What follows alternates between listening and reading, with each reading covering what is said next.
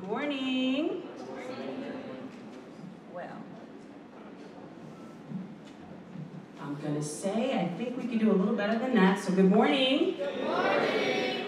It's so good to see all you beautiful smiling faces here this morning. I would love to welcome you to the Adelphi University Center for African, Black, and Caribbean Studies, Department of African, Black, and Caribbean Studies Annual Juneteenth Commemoration. Welcome. I'm going to be your MC today, and my name is Miss Toni Burden, and I have the distinct honor of inviting to the front of the room a young lady I have a high amount of respect for. She is the director for the aforementioned Center for African, Black, and Caribbean Studies, and she's the associate professor of African American and African diaspora literature. And please put your hands together and welcome to the front of the room, Dr. Patricia G. Lespinasse.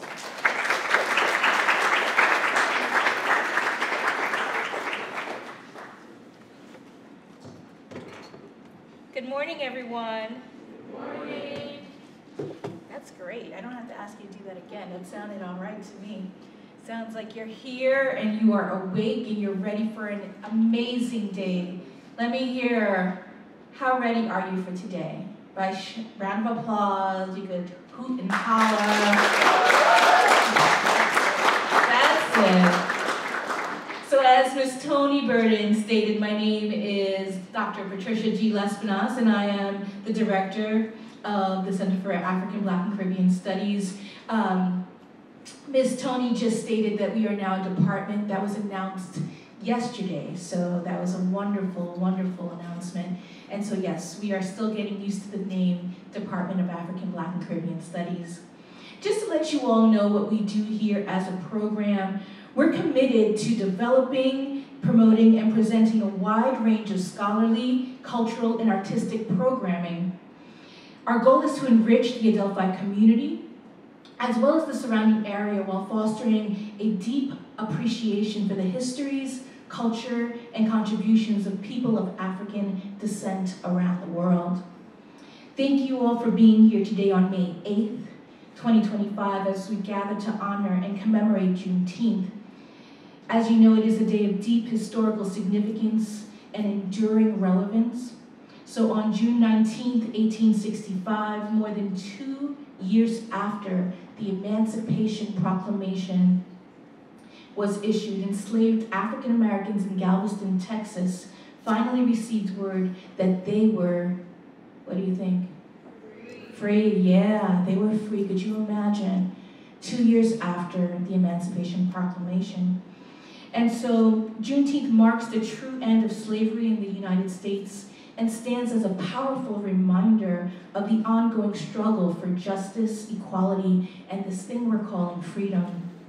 We're going to spend the day reflecting on freedom, what it meant back then, and of course what it means now for you all. Today we don't just commemorate a moment in history, we recognize the resilience, creativity, and the strength of the Black community, past and present. We celebrate culture, we amplify voices, and we commit to continuing the work toward a more equitable future for all.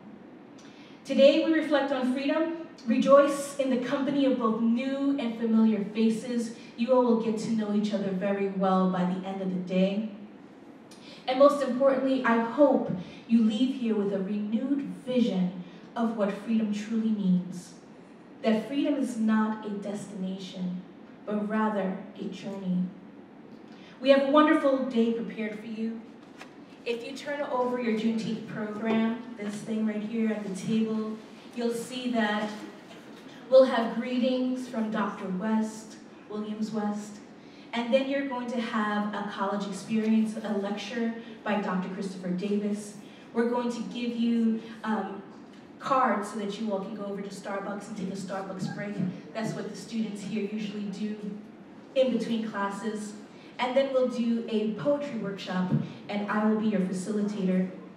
Then I would like for you all to enjoy a college campus tour. So we're going to show you our beautiful campus. We're going to get you excited about Adelphi and hope that you come back to join us in November when we have Black Solidarity Day. And then we're going to feed you, and we're going to really feed you, so that you understand that Adelphi also has wonderful food. And then, of course, we have a wonderful performance by Mr. Kevin Jackson here in the front, and he's going to do the steel pan workshop for you, as well as a beautiful performance. And then you'll hear from college students who will tell you about their experiences, and then I will sadly let you go back to school, but also invite you back again next fall.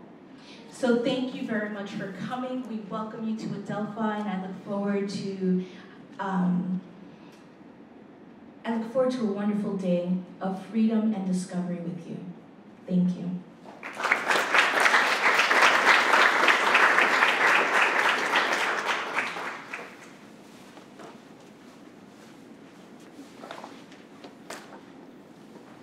So I'd like to say the weather is beautiful. A couple of days ago, the forecast was going to not be as beautiful today. So I think we have you young scholars to thank for that, for bringing and ushering in such a beautiful day.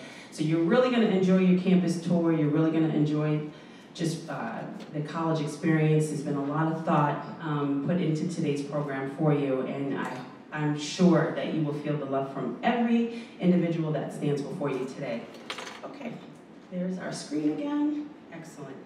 Okay, so we're going to keep moving the program along. At this time, I would like to invite to the podium another young, dynamic woman that I have a tremendous amount of respect for. She is the Associate Vice President of Diversity, Equity, Inclusion, and Belonging. And please put your hands together and welcome to the front of the room, Dr. Chotsani Williams West.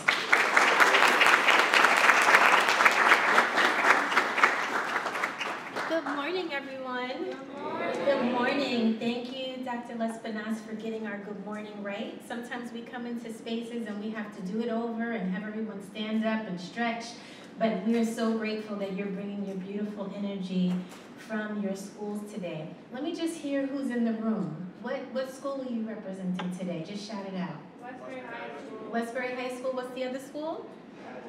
All right, so I think Westbury might be a little louder. Let's do it again. Who's in the room? Westbury High School. Who's in the room? Academy. The reason why I had you do that is because I want you to always be proud of the school and the community that you represent. Wherever you go, whatever space you are entering, it is so critical that you own who you are and how you show up in a space. And so when people ask you what school are you representing, say so very loudly and proudly. I had the opportunity to meet Miss Elizabeth. I know she's in the space, one of the deans here. I see some familiar faces from being out and about in the community, and so very honored to bring you greetings from the Office of Diversity, Equity, Inclusion, and Belonging. And I see a Penn State logo there, knitted line. That was my undergrad, so you're taking me back. But I say all that to say it's an honor to welcome you today to Adelphi University. And I just want to share a few words on behalf of our office about the importance of today. In today's times, when our nation is so incredibly divided, let us always remember our ancestors on this day.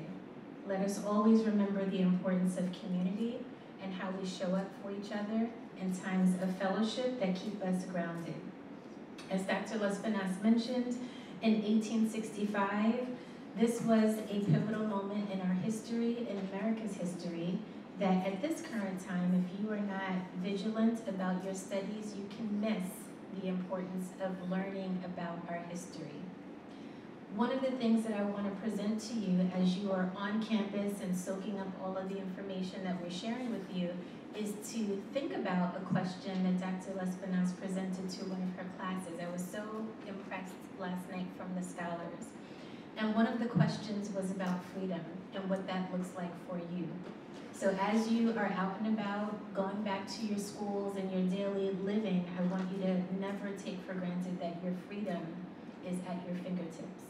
I don't ever want you to take for granted that your ancestors really, when you think about blood, sweat, and tears, put forth an effort for us to be free, I want you to think about how that makes a difference and how that shows up for you and how it resonates for you and your family.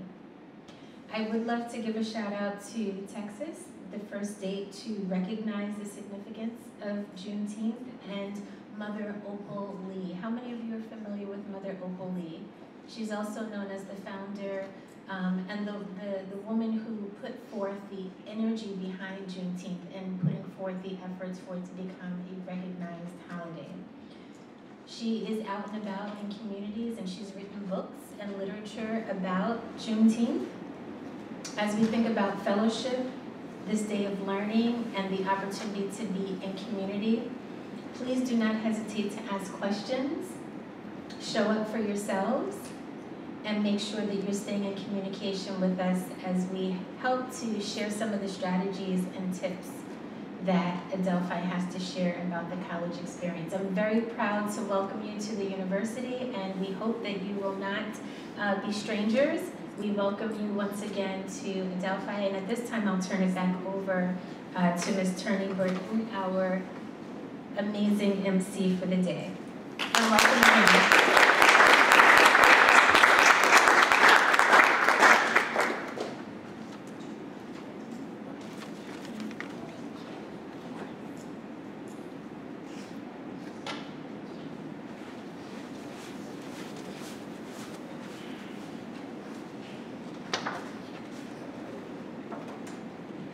Thank you, Dr. Chotsani West, for those wonderful greeting words. Okay, in a couple of minutes, excuse me, you're in for a real treat.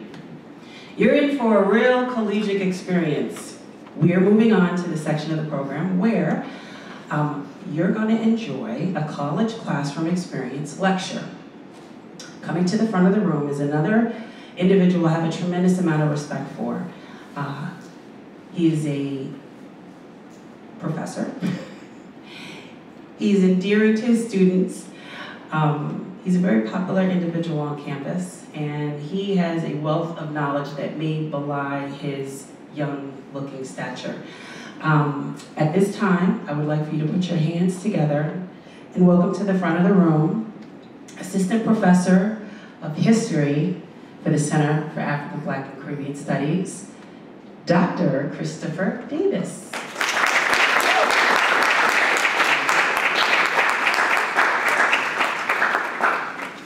Good morning, everyone. Good morning. So what I'll do in roughly about 20 minutes or so is to give you an overview of why we celebrate Juneteenth.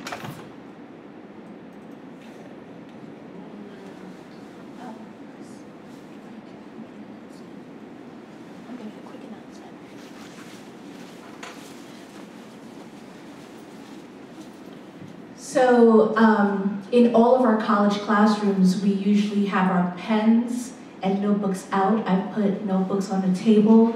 I've encouraged you with some pens. For today, I am giving out a monetary prize to 2 people who have the best notes from the day. So you are going to get 2 college lectures. If you need more pads, you could have it. These are Amazon gift cards for whatever you want to buy. And I am asking that you take copious notes on the day.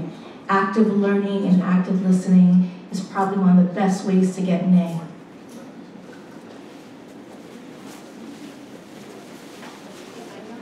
You have notes too?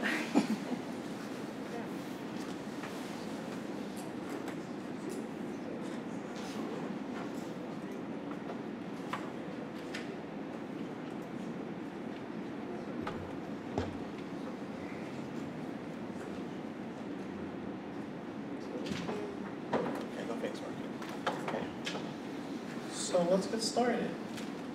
So Juneteenth is a celebration of the end of enslavement of African Americans. So you may be familiar with the Emancipation Proclamation, but that didn't truly end slavery in the United States. Rather, after the end of the American Civil War, soldiers that reached Galveston, Texas, informed the local black population that they were free. That is what's considered the last enslaved group in the United States to know of their freedom and thus after that their freedom were protected, which ended child slavery that the United States had been very much a part of through its first 100 years. So it's important to understand the importance of this new national holiday to highlight the culture of African Americans since emancipation. So here's just a quick timeline of events that led up to Juneteenth. So, in March 6, 1857, the Dred Scott decision, which was laid down by the Supreme Court, said that all African Americans, whether enslaved or free, were not citizens of the United States. This created a crisis, which exacerbated some of the tensions between the North and the South, which led to Abraham Lincoln becoming president, and soon after, the beginning of the Civil War. We'll talk about the Emancipation Proclamation, but something that is often under-discussed is who was freed by the Emancipation Proclamation. Particularly, it only targeted groups that were in Confederate-controlled areas in the Confederacy, and not necessarily the few enslaved people that still remained in what we call the Union. Eventually, what will truly end slavery in the United States is the 13th Amendment. It was seek to be approved at the beginning of January of 1965. And after the end of the American Civil War, we would see that the Emancipation Proclamation will reach Galveston, Texas. Before we can get to the Emancipation Proclamation, we have to get to the state of African Americans in the 1850s. You may be very familiar with Frederick Douglass. He's seen as one of the first great African American statespersons of the United States. And he had a riveting speech. And that often when we look at the United States, we say that the July 4th is our independence. But in his speech, and we listen to a little portion from his descendants from today, what is the 4th of July to an enslaved person?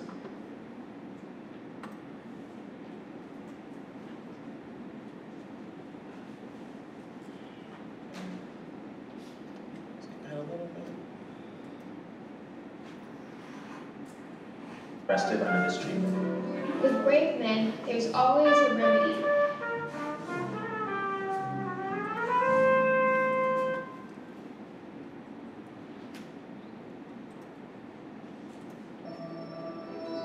Embodied in that Declaration of Independence extended to us. I am not included within the pale of this glorious anniversary. Your high independence only reveals the immeasurable distance between us. The blessings in which you this day rejoice are not enjoyed in common. The rich inheritance of justice, liberty, prosperity, and independence bequeathed by your fathers is shared by you, not by me. The sunlight that brought life and healing to you has brought stripes and death to me. This 4th of July... Oh, my apologies. I'm just going back here. Not mine. You may rejoice. I must mourn. Fellow citizens, above your national tumultuous joy, I hear the mournful wail of millions. At a time like this, scorching irony, not convincing argument is needed. Oh, had I the ability and could reach the nation's ear, I would today pour out a fiery stream of biting ridicule, blasting reproach, withering sarcasm, and stern rebuke. For it is not light that is needed, but fire. It is not the gentle shower, but thunder. We need the storm, the whirlwind, and the earthquake. The feeling of the nation must be quickened. The conscience of the nation must be roused. The propriety of the nation must be startled. The hypocrisy of the nation must be exposed. And its crimes against God and man must be proclaimed and denounced. So, anyone in the audience, why was Frederick Douglass disappointed on the 4th of July? The 4th of July represents basically freedom that white individuals in America, the freedom they gained, the fact that black people in America, they lack the freedoms that white people gain. Correct. So his argument was that how can we praise a nation that built its identity on democracy when African Americans were enslaved, where in some cases women didn't have much rights at all, that indigenous lands were taking over. So his argument is that although it might be a celebration of one set of Americans, it's not a celebration for all Americans. So a series of events from the Dred Scott decision that I mentioned before, which also led to the electing of Abraham Lincoln, a vowed abolitionist, to be president, led to the secession of several states, including South Carolina, Mississippi, Florida, Alabama, Georgia, Louisiana, Texas, Virginia, Arkansas, North Carolina, and Tennessee, under the guise of states' rights. But the state right they sought to protect was the idea of the enslavement of other individuals, and thus the Confederacy was formed. The U.S. federal military, now known as the Union, engaged in warfare to prevent the establishment of the Confederacy, and eventually the continuation of enslavement in the United States. So over this image, over time you'll see, well, different one. Sorry, different size sometimes, but this is the state of the Confederacy at the time before reintegration into the Union. But something to notice is that although we considered the Union as the free area, several states called border states were very much slave societies. So if we look at places like Missouri, Kentucky, not imaged here, but we can see Delaware. These are all states that still had slaves during the time of the U.S. Revolution, sorry, U.S. Civil War, fighting against the South that had slavery. So when we think about border states and thinking about the Emancipation Proclamation, we have to be very clear about what the Emancipation Proclamation was. May someone read the portion in bold for me? Yes. All persons held as slaves in any state or designated part of the state, the people who were held shall then be rebellion against the state, shall be henceforward and forever free. Thank you. So, does anybody know what that means? There's some particular language there. In rebellion. Yes. I think it basically makes it so like it seems like anyone who does fight against this is basically going against the country entirely. Is that what it's saying? No, that's correct. So critically, the Emancipation Proclamation was less about freeing the slaves immediately, all enslaved people in the United States. It was a war doctrine. Abraham Lincoln was calling for the rebellion of enslaved people in the South, to rebel against their plantations, to run for freedom, and to cause disruption. And that was the goal. Some places that were under Union control, those enslaved people did not have the right to be emancipated. Places like New Orleans, which are under Union control, was maintained slavery till the end of the war. However, this was a big step nonetheless. Abraham Lincoln often said before this Emancipation Proclamation that this war was only to restore the Union. With this, it's very clear that the new war goal is to end slavery as we know it in the United States. So you'll see images like this posted around taverns, in like markets. These will be posted into newspapers. And often, if a Union troop entered the area, they often handed enslaved people or someone who could read in the area this, so they now know their rights. Oh, surprise, okay. But you might be more familiar with the 13th Amendment. May someone read the portion in bold? Neither slavery nor involuntary servitude, except that a punishment for crime whereof the party shall have been duly convicted, shall exist within the United States or any place subject to their jurisdiction. Okay, thank you. So, although there is some minor controversies with some of the language of the 13th Amendment, particularly the part except as a punishment for a crime, this is seen as the amendment that ended slavery as we know it in the United States. That the chattel slavery, the transferring of enslaved people from state lines, people who were born into slavery, this all ends with the 13th Amendment. But to be critical, although this was passed in January, it was only ratified in 1865 in December. So what happens in between?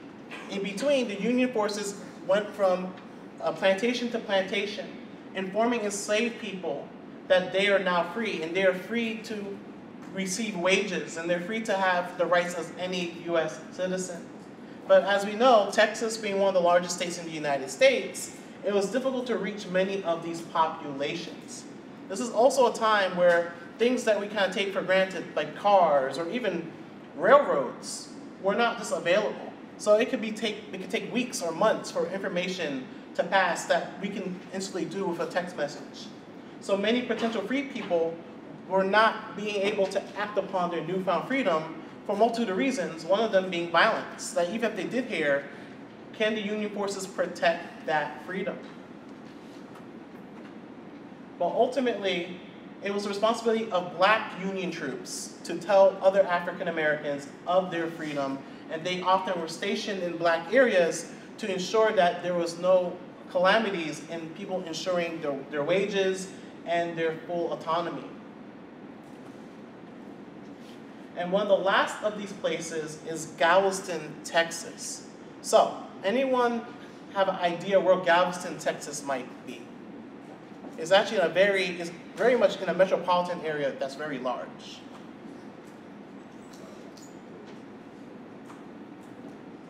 Houston. So it is a coastal area outside of Houston, Texas. I actually went there. It has a very nice zoo over there. But on June 19th, hence the term Juneteenth, 1865, enslaved Texans in Galveston, Texas learned they were free, and this was 2 months after Robert E. Lee surrendered and ended the Civil War, and this was 2.5 years after the Emancipation Proclamation. So, with this image here that was posted in the Galveston Tri-Weekly News, the enslaved people of Galveston learned of their freedom. May someone read the portion that is onto my left? Yes. The people of Texas are informed that, in accordance with the proclamation from the Executive of the United States, all slaves are free. This involves the absolute equality of personal rights and rights of property between former masters and slaves. And the connection heretofore existing between them becomes that between employer and hired labor. The freedmen are advised to remain quietly at their present homes and work for wages. They are informed that they will not be to collect at military posts and that they will not be supported in idleness either there or elsewhere. Thank you. So ultimately, this changed the terms where African Americans live, particularly those in the South. But there's a lot of changing that happens during what we call Reconstruction, the period between the end of the Civil War and the Compromise of 1877. After the end of the Civil War, residents of the returning Confederate States had to sign loyalty oaths, promise to accept the terms of the war, and honor the principle of Black freedom. However, groups like the Ku Klux Klan emerged to kind of repress this freedom and to harm Black citizenship. In response, the government would divide the South into various regions under federal control until they can ensure the freedoms of African Americans, including voting rights and other forms of citizenship. Two ways to protect this on the federal level was the 14th Amendment and the 15th Amendment. The 14th Amendment said that all African Americans that were born in the United States are citizens of the United States, and that Black men now had the right to vote. And additionally, the Freedmen's Bureau would set up schools, hospitals, and other institutions to help support the growth of Black communities after slavery. So you can see here, throughout the United States, there's various monuments commending emancipation and what African Americans went through in this period during Reconstruction. One of the first things African Americans did was look for their family. That if an enslaved person was born in Virginia, there's a chance that their parents might be in North Carolina and their children might be sold to Louisiana. So sometimes going back to plantations in the hopes of finding lost family members was one of the first things freed African Americans did. As I mentioned, schools were built. That one of the first things that African Americans sought to do was to read. That was a right that was prevented to them as enslaved people. And often, some of these schools were built next to churches, as reading the Bible was often the first thing African Americans sought to do as they built their literacy. And the right to vote is something not to be taken lightly. That what we'll see in a moment, because African American men, like here, image might not be as clear, but we see three different types of African Americans. One that might be a sharecropper. He might be a low-wage farm worker who very much just emerged from emancipation. Then you might have a businessman, someone who's able to probably come from the north and build a little bit of their own middle-class lifestyle, and someone who served in the Union forces. So regardless of being poor, middle class, or in the military, all three of these men have the right to vote. And they voted for African Americans. That many people do not know that some of the first Congress people that emerged in the United States came in Reconstruction. Here we're looking at the first African American senator and representatives in the US Congress. So we have people like Robert C. DeLarge, Jefferson Long, Hiram Revels, Benjamin Turner, Josiah Walls, Joseph H. Rainey, and Robert Ilton. That it wasn't in the 1960s that we saw our first African Americans in Congress. It was in the 1860s. And critically, this often had to be protected. That we will know that after the end of Reconstruction, black codes emerged to restrict the rights of African Americans, and ultimately the Plessy versus Ferguson decision would create Jim Crow segregation, which dropped African Americans around the country, but particularly in the former Confederacy, into a level of inequality that wasn't rectified to the 1950s and 60s with the Brown versus Board decision, the Civil Rights Act of 1964, and the Voting Rights Act of 1965. So here's a timeline of the major legal decisions after Juneteenth.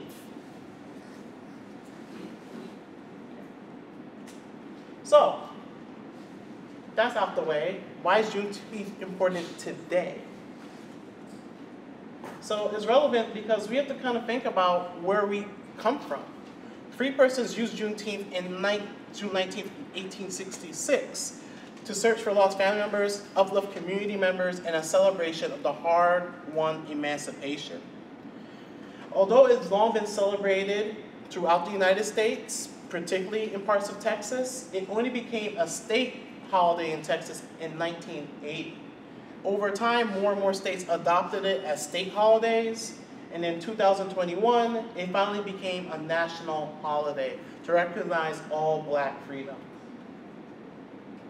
So it's often expanded because we have a greater understanding and need to understand black cultural landmarks.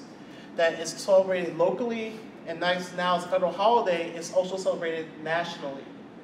Particularly after the Black Lives Matter movement is now seen as a day of considering rights and justice.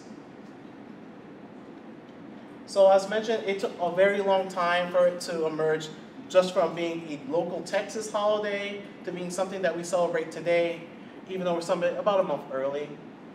Recent push by black activists, particularly those in the Black Lives Matter movement, placed Juneteenth as a key goal in recognizing black history for all Americans. So here is a chart of the emergence of certain states recognizing Juneteenth. As I mentioned, over time, states that are outside of the Confederacy started recognizing it, and now is a federal holiday. Congressman Sheila Jackson was the long advocate for this. She's been advocating for this in the federal government since 2003. And here we see that former President Joe Biden would sign the bill marking Juneteenth as a federal holiday. This is a day of profound, in my view, profound weight and profound power. A day in which we remember the moral stain, the terrible toll that slavery took on the country and continues to take. What I've long called America's original sin. At the same time, I also remember the extraordinary capacity to heal, to hope, and to emerge from those painful moments. We're blessed. I'll move forward. We're blessed to. Okay. So how do people celebrate Juneteenth? there are some markers that we all use to kind of look at this. We can lift every voice and sing. We can march in parades. We can commit acts of activism. We can have a cookout, or even just simply have a red drink. So, Lift Every Voice and Sing is a hymn written by James Weldon Johnson. This has long been known as the Black National Anthem, and usually Juneteenth events start with this. We go to Arrowhead now for Lift Every Voice and Sing as it's played in the stadium.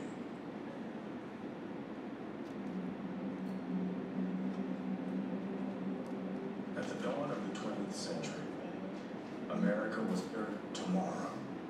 A time Lift every voice and sing till earth and heaven ring with the harmony of liberty. Let our rejoicing rise high as the listening sky.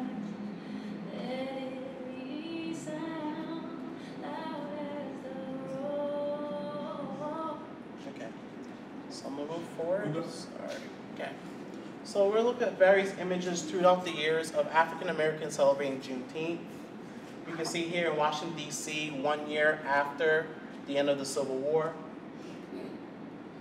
You see here in Texas in 1900, people wearing their Sunday's best. We can see this in Seattle, a celebration in its downtown. Not too far from here in Harlem, New York, a parade.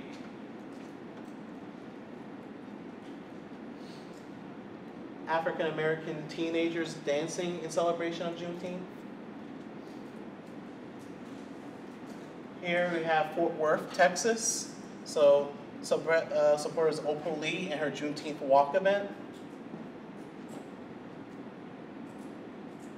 Marlon F. Hall leading a yoga class next to Interstate 244, which runs through the Tulsa section, the Tulsa neighborhood of Greenwood, the location of the Tulsa Race Massacre. And we can even see here a historical marketplace in Galveston where Juneteenth began. Additionally, a mural of the events around Juneteenth and emancipation was posted in its downtown. And there's a cookout, which I think I heard would be barbecued here later on.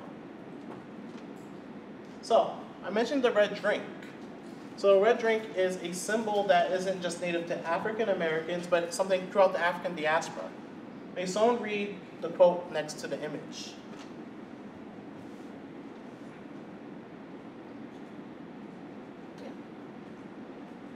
Juneteenth gatherings necessarily feature rice which are used to symbolize resilience and joy. Elected women strawberry pies, barbecue, red rice, watermelon, hot sauce, red lemons, and red sausages on the road are all elected. The love of drink is a modern take on traditional African traditions Juneteenth and is often said to revitalize the non-body soul. In fact, the color red is often associated with ancestral governance in West African tradition, serving as a Okay. Thank you for that. So you can see that even Juneteenth is a way of African Americans revisiting their African heritage, knowing that they have a long journey that goes back from the from the Middle Passage, where Africans were taken to parts of the Americas, and they're able to reclaim some of their ancestry in this drink. Additionally, you might also have seen this flag, and the designer of the flag has different reasons for why the colors and the shapes were placed on said flag. The Juneteenth flag commemorates the day that slavery ended in the United States. The red, white, and blue banner with a bursting star in the middle is full of symbols, according to the flag's creator, activist Ben Payne, founder of the National Juneteenth Celebration Foundation.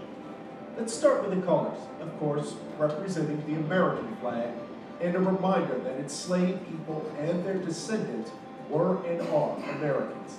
This curve across the width of the flag represents a new horizon, the opportunities and promise that lay ahead for Black Americans after freedom. The white star in the center of the flag has a dual beam, representing Texas, the Lone Star State. It was in Galveston in 1865 where Union soldiers informed the country's last remaining slaves that the Civil War was over and they were free. But Haight says the star goes beyond Texas, representing the freedom of African Americans in all 50 states. The bursting outline around that star is inspired by a nova, or new star, according to astronomy. This represents a new beginning for all African Americans. So, what lessons can we learn from Juneteenth? Critically, you should know the history. How did African Americans get to the point to celebrating Juneteenth? Knowing that emancipation took many steps and the protection of those rights took even more steps. Ask questions. Question why it took so long for African Americans to claim their rights and why society sometimes marginalized Black communities. Work together. Ensure that African Americans and other marginalized peoples are able to reclaim their ancestry and be valued as citizens, full citizens of the countries which they live in. And advocate for justice and rights for all. That, unfortunately, citizenship isn't always guaranteed, that rights can be taken away. So ensure that your legislators, your businessmen, and your professors, your teachers, your community members, all make sure that everyone feels welcome and included in what we try to build as the United States. So, that's the end of my lecture. I have to run for class, but are there any questions that anyone has?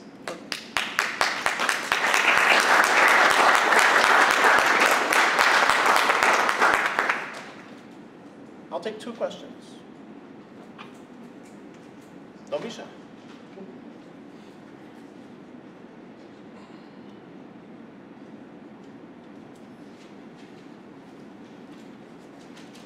Yes.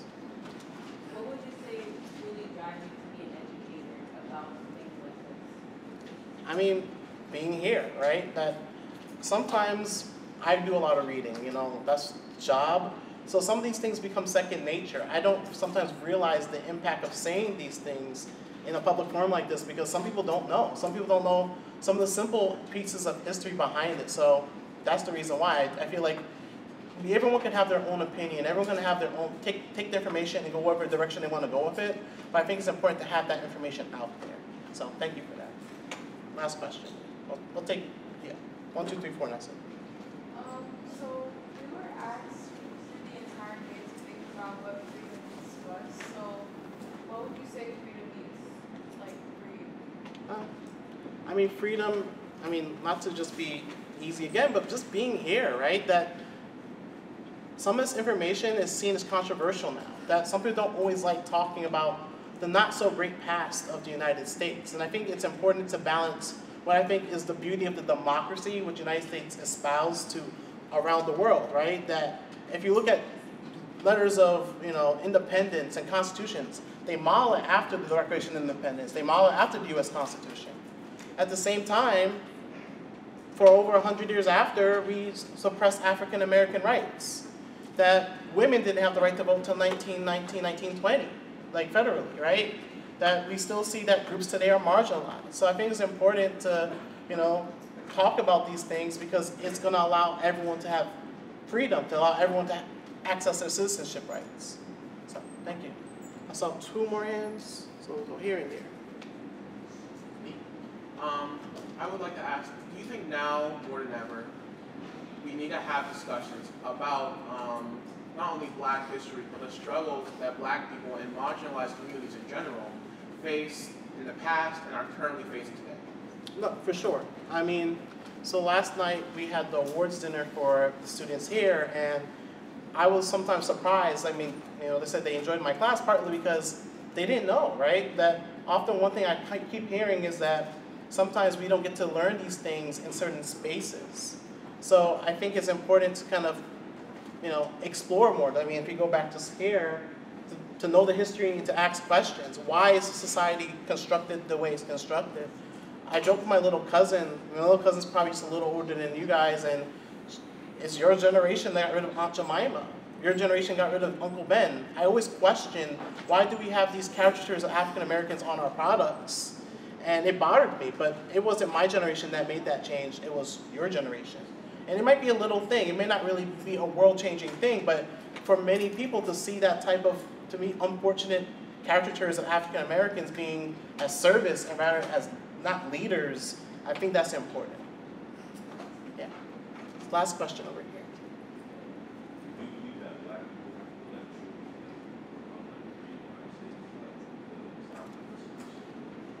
I mean, the thing you have to think about that, I think it's a very provocative question, I appreciate it. It's that nothing's linear. Nothing is gonna stay consistent. As I mentioned, African Americans, so some of those men, if I go back all those slides ago, I don't think I stressed enough that if we go here,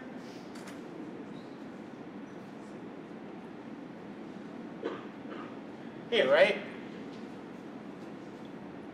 I might be wrong about the number, but the majority of them were enslaved people. So these weren't free people that ran for office.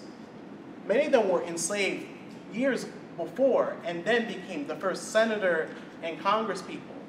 And then in 1900, it goes away, right? And then it doesn't take till the 1960s that we have consistent numbers of African Americans representing their communities in federal government. You know, even in a place like Harlem, New York, they struggled to have a black city council member during the rise of the Harlem Renaissance, right? Just because of how the laws were. So it can go away. So I think it's important that you mentioned that. So it's not a matter of can we ever be fully equal, it's a matter of we have to keep fighting. Because if you let off the pedal once, you know, this might happen again. So I thank you for that question. So I gotta run to class. It's nice seeing you all. Thank you for participating.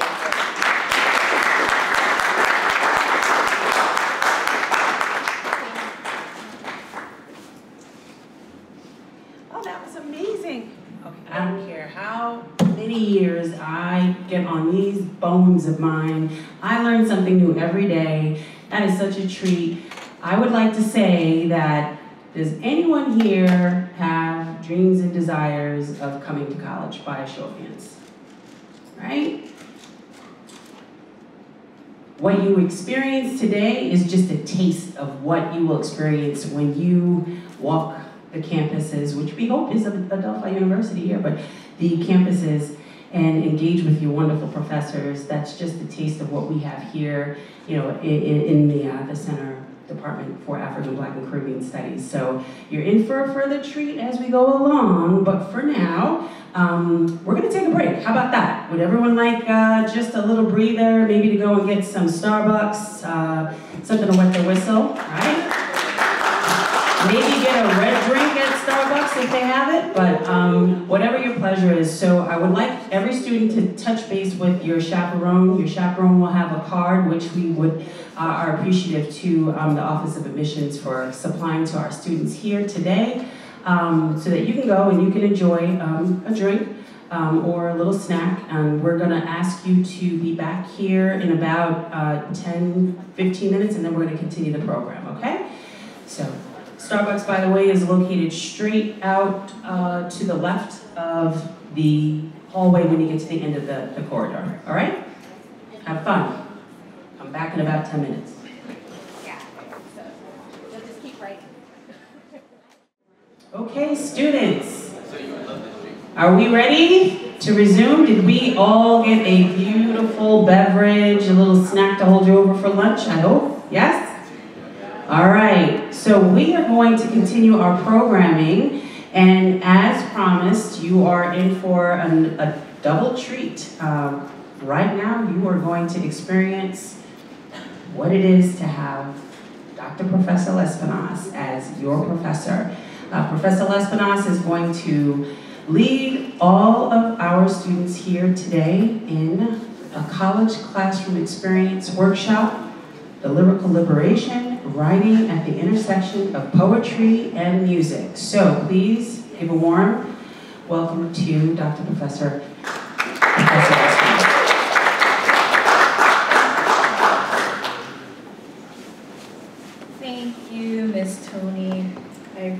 the introduction. All right, so let's get started. Let's get started. I guess we're gonna put away all of our phones, and then we're gonna take our notebook, and then we're gonna grab our pens, and everyone's gonna answer a question.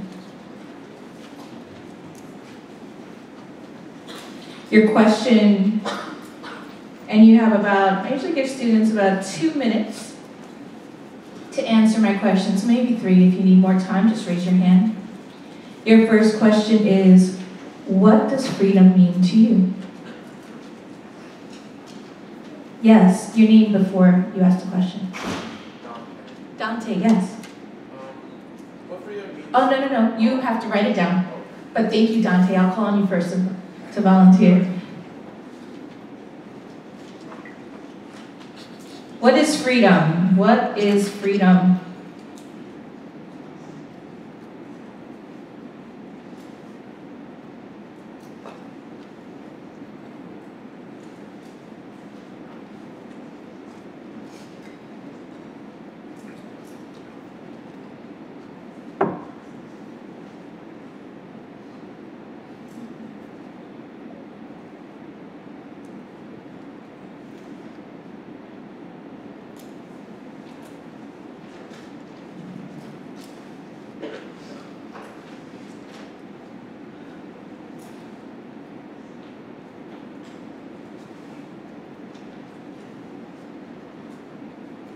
So my expectation is about a sentence or 2. You have 1 more minute.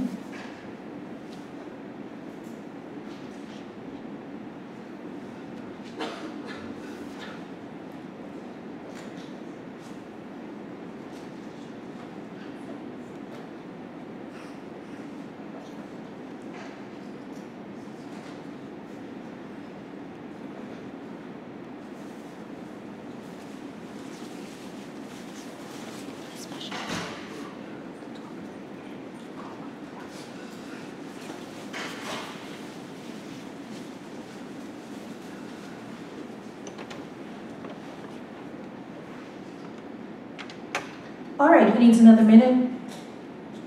Excellent. Everyone stand up, please. And we're going to listen carefully. The chaperones can sit. The students who are here from Adelphi can certainly stand. So what you're going to do is you are going to go around the room and you are going to take the name. You are going to take the name, and I always tell my students, if I'm repeating, it's important. You're going to take the name and the definition or the answer of the person that you are going to meet, and you are going to place it in your notebook as 1 or 2 or 3 or 4 or as many people as you can get, so you get a different sense of what everyone thinks about freedom. The person with the most names gets a prize. So you are going to, when I say go, then you go, and when I say stop, then you stop. First, questions. What are you doing? Dante. So basically, first you should have written your definition of freedom in your notebook. Then you're going to go around the room, you're going to ask different people their name, and as well as their different definition of freedom and what it is. Then you're going to put it in your notebook. Excellent. Is that okay? Okay. On your marks, get ready, learn.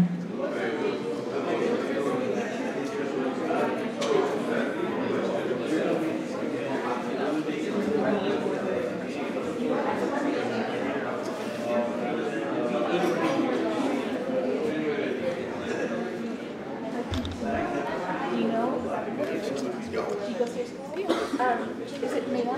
Mila. My best friend's name is Mila. I'm not going to forget your name. Do you know Victoria? You guys go to the same school? What is yours? What is yours?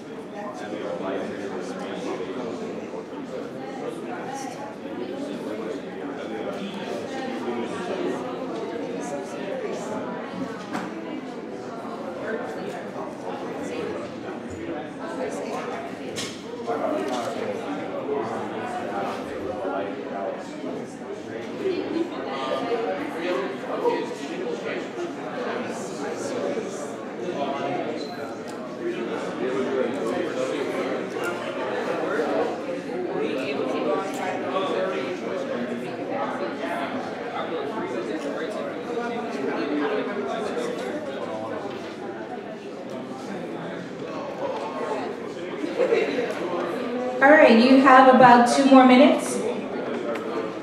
2 minutes. Thank you.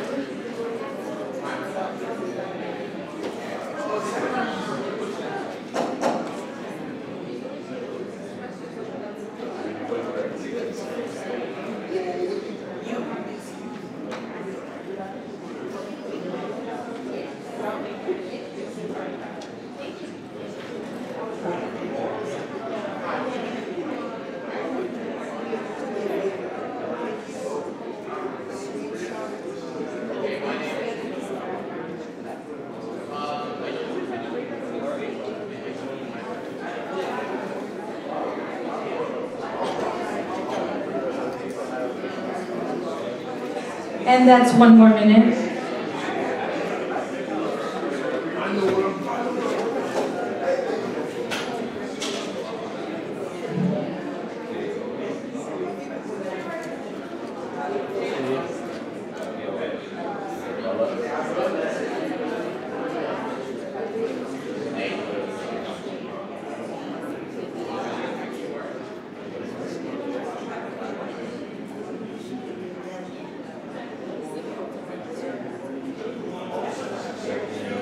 Thirty seconds.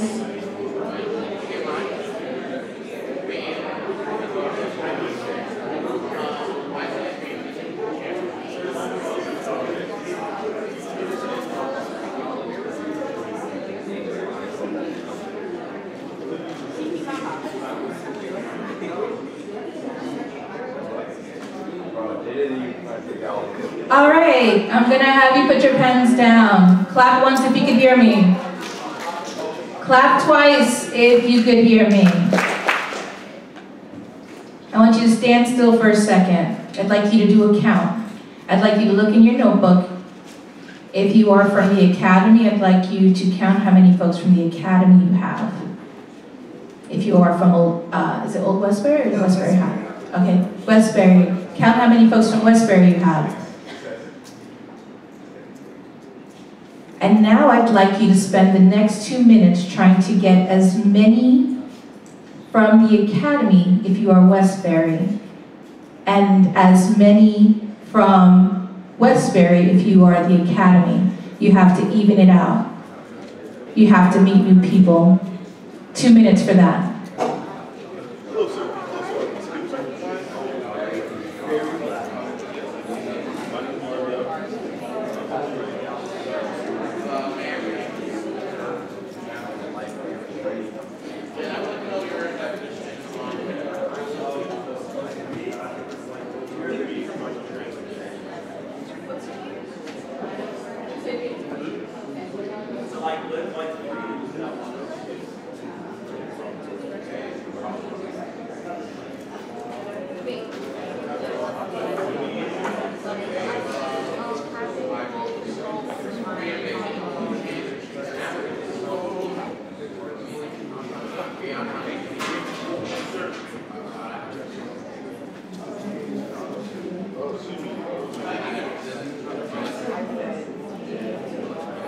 I'm living my life.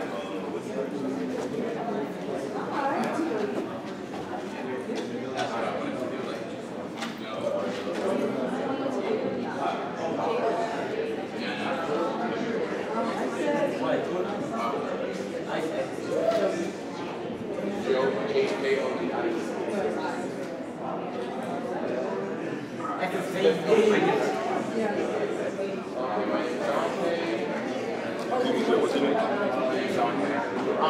said freedom is equal change with different avenues.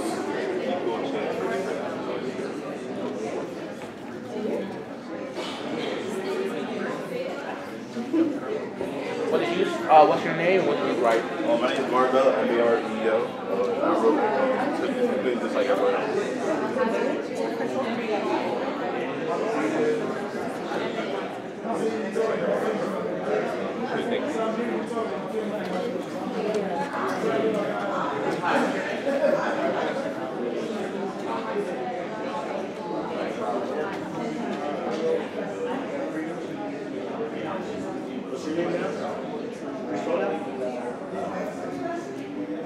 All right, 2 more minutes.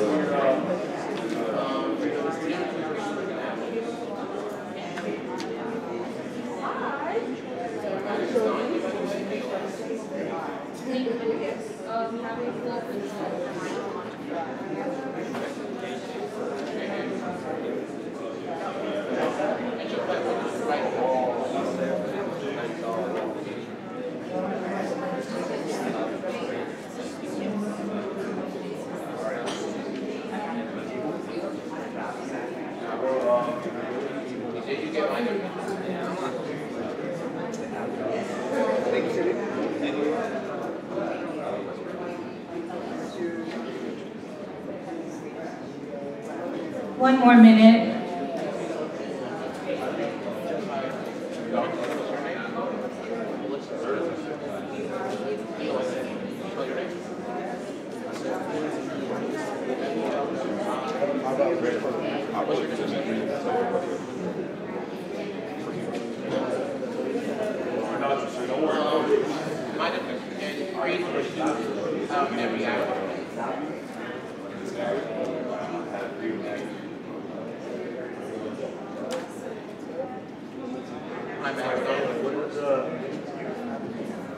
All right, you have 30 seconds. Definition, my definition was to pursue different avenues freely.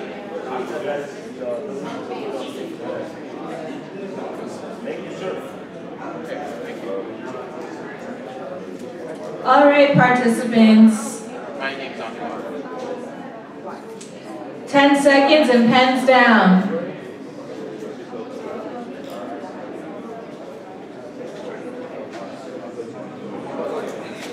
All right, pens down. Let's grab our seats. And I have a few questions for you.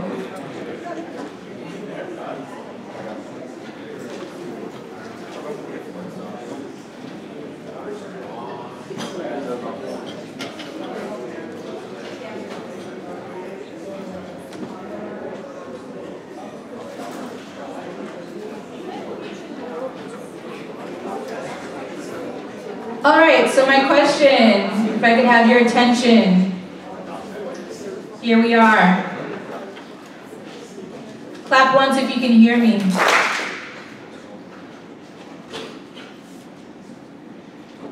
What did you learn? Your name before you speak, please.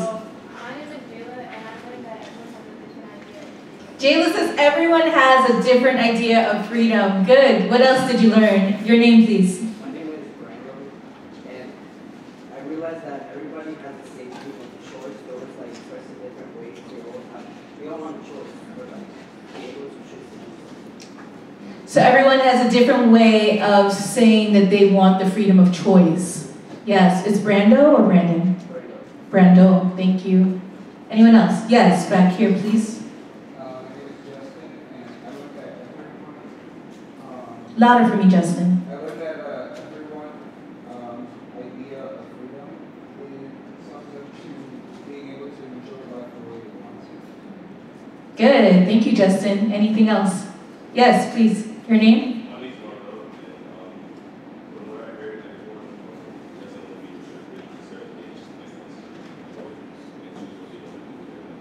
Yeah, so they want no restrictions. Now tell me something. Before you did this activity, how did you feel about the room? And what did this activity allow you to feel? How do you feel now? Your name back here. My name is Faith, and I think that was a great icebreaker because we got to speak to everyone in the room. Yeah, yes. You said Marvell?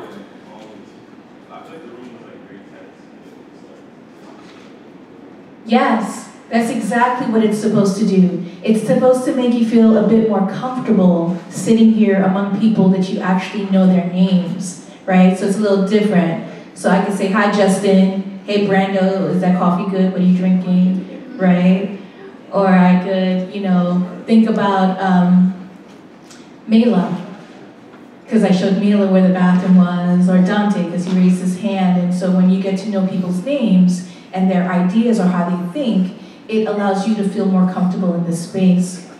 The goal here is to not only feel comfortable, but to learn a bit about each other. And we're going to learn a bit about each other through this workshop.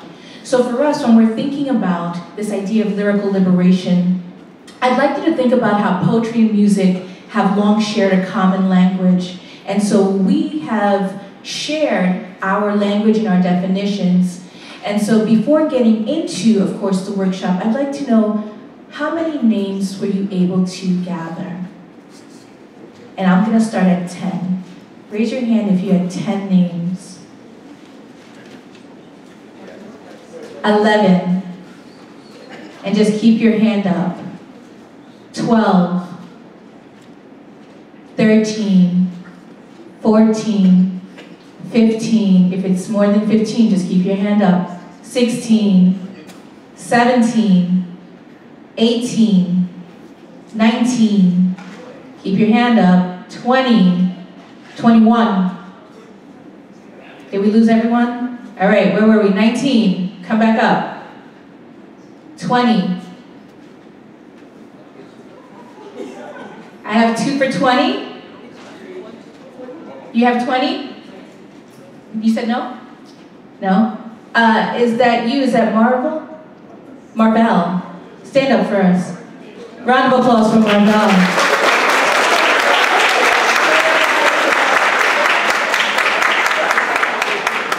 All right, that's why the room doesn't feel so tense for Marvell, because Marvell knows 20 out of the 30 students in the room. Excellent, Marvell, and excellent to all of you. So give yourselves a round of applause. So Marvell, you'll get a gift card by the end. During lunch, I'll speak to you and gather your email. Of course. So when we're thinking about poetry and music, and there'll be more gifts and raffles and things to go, of course, keep taking notes. When you're thinking about poetry and music, and if you need another notebook, Miss Toni Burden can provide you with another little notebook. You want to really consider the ways in which language, and by language I mean rhythm, repetition, and resonance.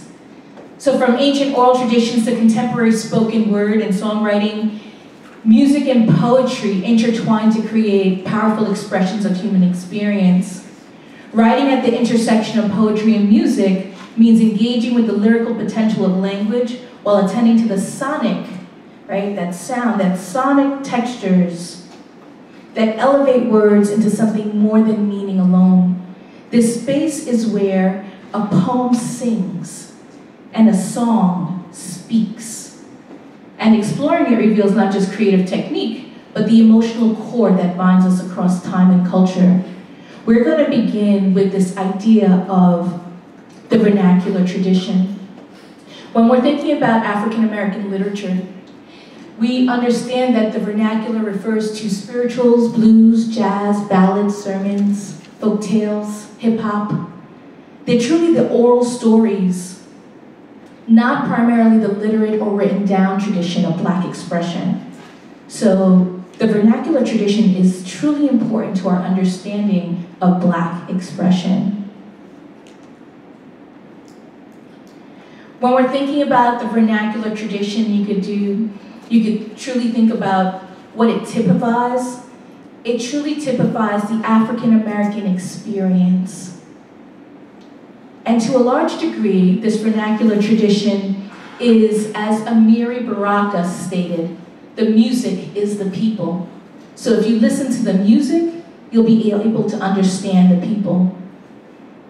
And when we're thinking about literature, I always think about my mentor, Robert G. O'Mealy.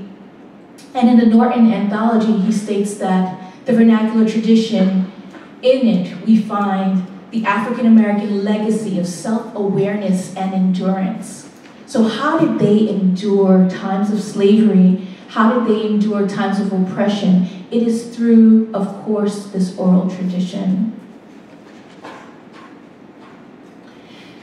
When we're thinking about freedom, we're always already reflecting on the African-American experience. And for me, of course, that experience is always represented in literature. As a literary scholar, I always find myself asking, what is freedom? What were they talking about? What did they want? What did they really need? But more importantly, what does freedom sound like, particularly in literature? So in my scholarship, I look at music and literature and how they work in tandem. So how do writers craft soundscapes for us? And by soundscapes, I'm drawing on R. Murray Schafer's definition, which is the sonic environment that surrounds us. And so I use that as a lens to explore, challenge, redefine, or expand notions of freedom within the literature. So for us today, we're thinking about in what ways does Black sound? What is Black sound, or the Black vernacular tradition? How does that resound freedom in order to articulate and convey the African-American legacy of this idea of endurance, self-awareness, and of course, liberation? For us, we're going to look at 3 different meanings of this idea that I have of resound, this idea that I've been mulling over and sort of writing about for about a year or 2. And when I'm thinking about the first meaning, it means regarding sound. Resound means regarding sound. It's the history of music and literature. And for me, I like to focus on the spirituals. My second meaning, when I put the parentheses around it, resound, it means to repeat, or this process of repetition, right? And we see that process of repetition when we think about lyrics, when we think about music, when we think about refrains. And we will be focused on the blues and the blues form, which denotes repetition with a difference. So when we're thinking about the blues form, we're always thinking about an AAB form, where those first 2 lines are repeated, and the last time, that last line, the B line, is of course changed around. But if we focus on the first 2 lines, the first line is stated, then repeated with a difference. I'd like to conclude by suggesting the elimination of the parentheses and consider how the term resound, meaning to fill the space with sound, or be loud enough to echo, might be applied to your own poetry. When we're thinking about how we'd like to begin, I'd like to begin chronologically with the literature of slavery and freedom. Professor Davis already introduced you to Frederick Douglass, and I'll be talking a bit about one of his texts and of course his understanding of the music in this particular period. So in this period of African American literature, we understand it to be, or to have rather, a religious and a political mission. These writers were really invested in resistance. They thought about resistance to oppression, subjugation, prejudice, and all other categories associated with human tyranny. Thus, the literature of this period also incorporates resistance in music. And here I'd like us to focus on the spirituals, because although they were oral, they were certainly also written down. We will define spirituals, of course, as the religious songs sung by African Americans since the earliest days of slavery, and it was gathered in a book in 1801 by the Black church leader Richard Allen. Here we must remember that for many, the distinction between the sacred and the secular were not as definite as the term spirituals would like to suggest. So we know that the spirituals were sung both inside as well as outside of churches and religious ritual settings. Some might ask, well, why did they sing the spirituals? Like, why were the slaves singing on the plantation? And when we're thinking about spirituals, we can say that they were a psychological escape from their current situation. And it was the embodiment of hope, as it allowed slaves to envision freedom through escape, construct notions of justice, and adopt Christian ideals of Jesus as Savior. So when they're singing these spirituals, they are applying different coded meanings to them. So they learn it from the slave master, and then they switch it up for themselves. So they were sung throughout the day and as solos or in groups. The sound of the spiritual did not signal glee, right? They thought, hey, the slaves are happy out there, but rather a different kind of sorrow as it incorporated vernacular forms such as moaning and wailing. And there are various texts that discuss and decode the kinds of moans these slaves would actually do. Does anyone know Nas? You all old enough to know Nas? Maybe not. Yeah, some of you, okay, good. Well, Nas's dad is a blues singer, Oludara. Oludara collected all types of wails and moaning and defined them. And interestingly, when he talks about them, he's always thinking through the ways in which the wails and the moaning were coded, but also how the language of the spiritual relayed messages to other slaves. Spirituals were often revised and improvised and became, by virtue of this improvisation, songs of resistance once talked about, defying the status quo either in this life or the next. So when we're thinking about Frederick Douglass really wrote about the music as well as his time in slavery. Who would like to read this section? Dante, thank you. Can you stand and just do it real loud for me? This entire section? Yes, they would sing. Okay. Can you see it? No. Oh, sorry. Okay. There you go. They would sing words which to many would seem unmeaningful jargon, but which nevertheless were full of meaning to themselves. I have sometimes thought that the mere hearing of those songs would do more to impress some minds with the horrible character of slavery than the reading of whole volumes of philosophy. I did not, when a slave, understand the deep meaning of those songs. They told a tale of woe which was then altogether beyond my feeble comprehension. They were tones loud, long, and deep. They breathed a prayer and complaint of souls boiling over with the bitterest anguish. Every tone was a testimony against slavery and a prayer to God for deliverance from chains. Slaves sing most when they are most unhappy. The songs of the slave represent the sorrows of his heart, and he is relieved by them, only as an aching heart is relieved by his tears. Excellent, Dante. Tell me your takeaway. I think the takeaway is more so that these songs represent, I guess, expressing your anguish and sorrow about the circumstances you're living in, rather than, being jolly about how you're being treated and stuff like that. Excellent. Anyone else? Any line that stood out? Yes. Your name, please. My name is Khadijah. Khadijah. My takeaway was kind of that the song didn't need to make sense to other people. They understood it themselves, and that was what mattered most to them. Excellent, Khadijah. And someone next to you? Your name one more time. Faith. Faith.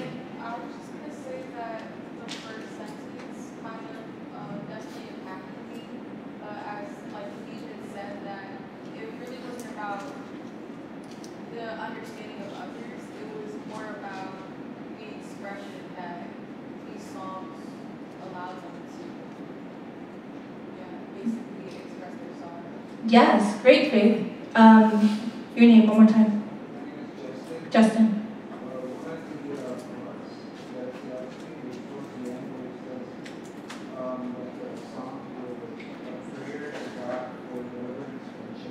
Yes. Yes. What do you think about that, Justin?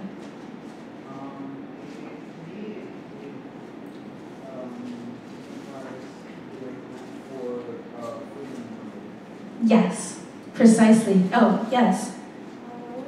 Your name one more time. My name is Jayla. Jayla. Yes, Jayla, go ahead. And can you just speak a little louder so that Justin can hear you back there?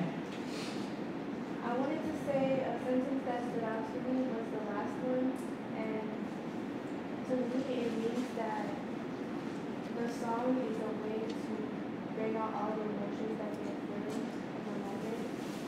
And that's really important. Yes, excellent. Yes, I see you. What is your name? Aaliyah. Yes. A sentence that stood out to me was, every tone was a testimony against slavery and a prayer to God for deliverance from chains.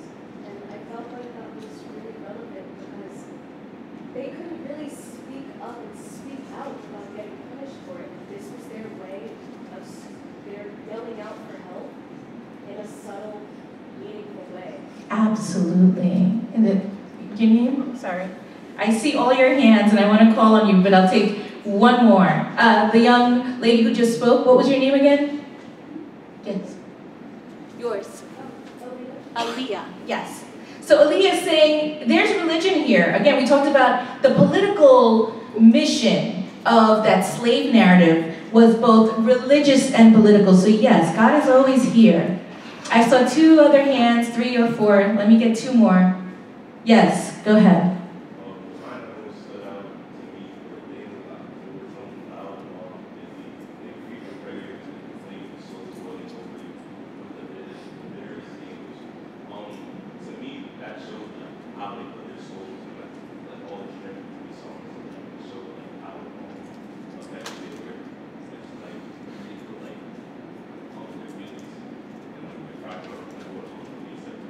Yes, good, excellent. So when we're thinking about these songs, right, it is not just Frederick Douglass who's writing about it. It's many other, of course, folks who were not just enslaved, but put into slavery. I want to give you one more example quickly. Anyone ever heard of Solomon Northup? Wonderful, yes, raise your hand. Excellent. Who was Solomon Northup? Your name? He was a free man that got addicted to becoming a slave and finally got out of it after a long period of time. Yes. How long? Yes. And so there's a movie called 12 Years a Slave. Has anyone seen it? All right. It's a must-watch film. So I'm going to ask you all to think about Northup in this particular moment. And although we won't read how Northup, of course, used the music, he played an instrument, the violin. We are also going to see in this particular film a quick capture of a spiritual, and we're thinking about how if he loses his instrument, of course, this beautiful violin that he played within this moment of slavery, within those 12 years, what does he use? And here in this particular film, it shows that he uses his voice. And as Aaliyah was stating, if you are bereft of everything else, what can you use to sort of capture that freedom, to demonstrate that freedom? And here we'll see that they used music and, of course, the spirituals. Egg, grocery, and gas prices are going up, but getting an exam and x-ray at the dentist, that's now free. We're down to the river Jordan, where John baptized 3. When I walked the devil in hell, said Johnny baptized me. I said, go, Jordan, go, go, Jordan, go. My soul will rise, ever, Lord, and you, Jordan, go. Well, some say John was a Baptist, some say John was a Jew, but I say John was a preacher, cause my Bible says so true. I say, roll, Jordan, roll. So that's Solomon Northup. Roll, Jordan, roll. My soul will rise, ever, Lord, and you, Jordan, roll. Hallelujah, roll, Jordan, roll. Roll, Jordan, roll. My soul will rise in heaven, Lord, and you, Jordan, roll. Hallelujah, roll, Jordan, roll. Roll, Jordan, roll. My soul will rise in heaven, Lord, and you, Jordan, roll. Everybody say, roll, Jordan, roll. Roll, Jordan, roll.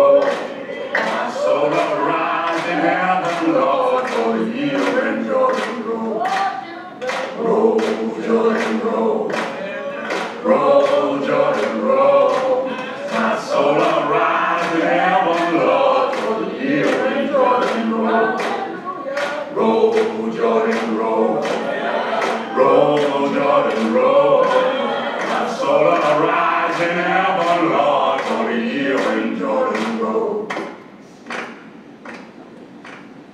Thank you. So when we're looking at that, what did you all notice about his face? What was he doing before? What was he doing after? What did you notice about him?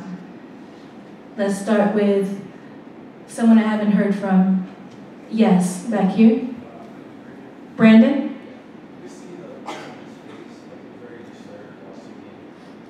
Yes, there's anguish in his face. Did he begin by singing? What does that mean? That he wasn't singing in the beginning and then all of a sudden, yes, your name? My name is Barry. Barry. He felt like, how he was treated to be enslaved, how he was, like the type of ways that they go by. So initially he was a little confused, and like you said, it was like his face had like an expression of anguish on it. So yeah, that's basically what it's like. Yes, good. Right? So he is outside of this tradition, it's outside of his norm, and as the music plays, we see that he begins to feel it. He begins to understand why they are saying, roll, Jordan, roll. Right? When we're thinking about that spiritual, I'd like you to write the name of the spiritual in your notebook.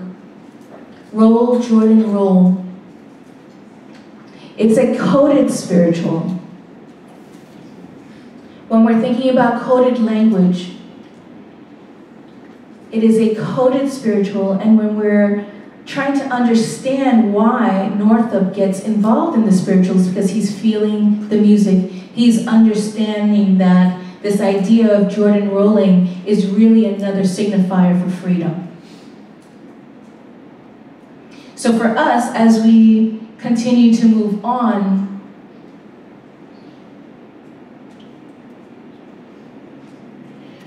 I'd like us to think about that second definition, this idea of repetition. And we're going to think about the blues. And quickly, I'd like to give you a definition that the blues are a combination of work songs and spirituals, so they put them together to make the blues. And for us, the blues is an interesting thing because it borrowed the harmonic and structural devices as well as the vocal techniques from work songs and spirituals. Now, unlike the spirituals, the blues has call and response. What's call and response? Yes, your name? My name is Kalapo. Kalapo. Kalapo. Kalapo. Response from music, sing the lyric, and most people respond. Excellent. I say something, you say something back. When I say hey, you say ho, hey. Oh. That's not good. When I say hey, you say ho, hey. Ho. Hey. Ho. Hey. Ho. Louder. Yes, right?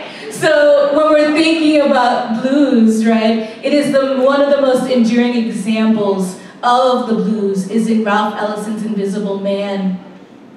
And in that clip, he journeys into the blues, into the depths of blackness. And when he gets into the depths of blackness and what blackness is and what blackness means, the person he hears is Louis Armstrong. Anyone heard of Louis Armstrong? Yes. I wonder if you all ever heard of Black and Blue. Anyone heard of the song Black and Blue? I'll play a quick clip for you, and then we'll move on. And I guess what I want you to notice in this particular clip is the lyrics.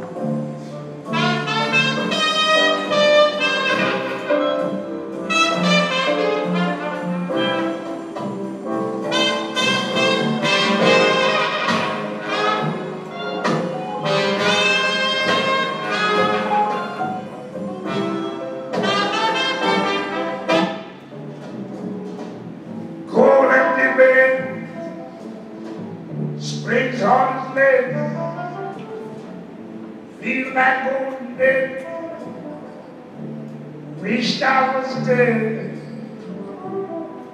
What did I do to be so black and blue?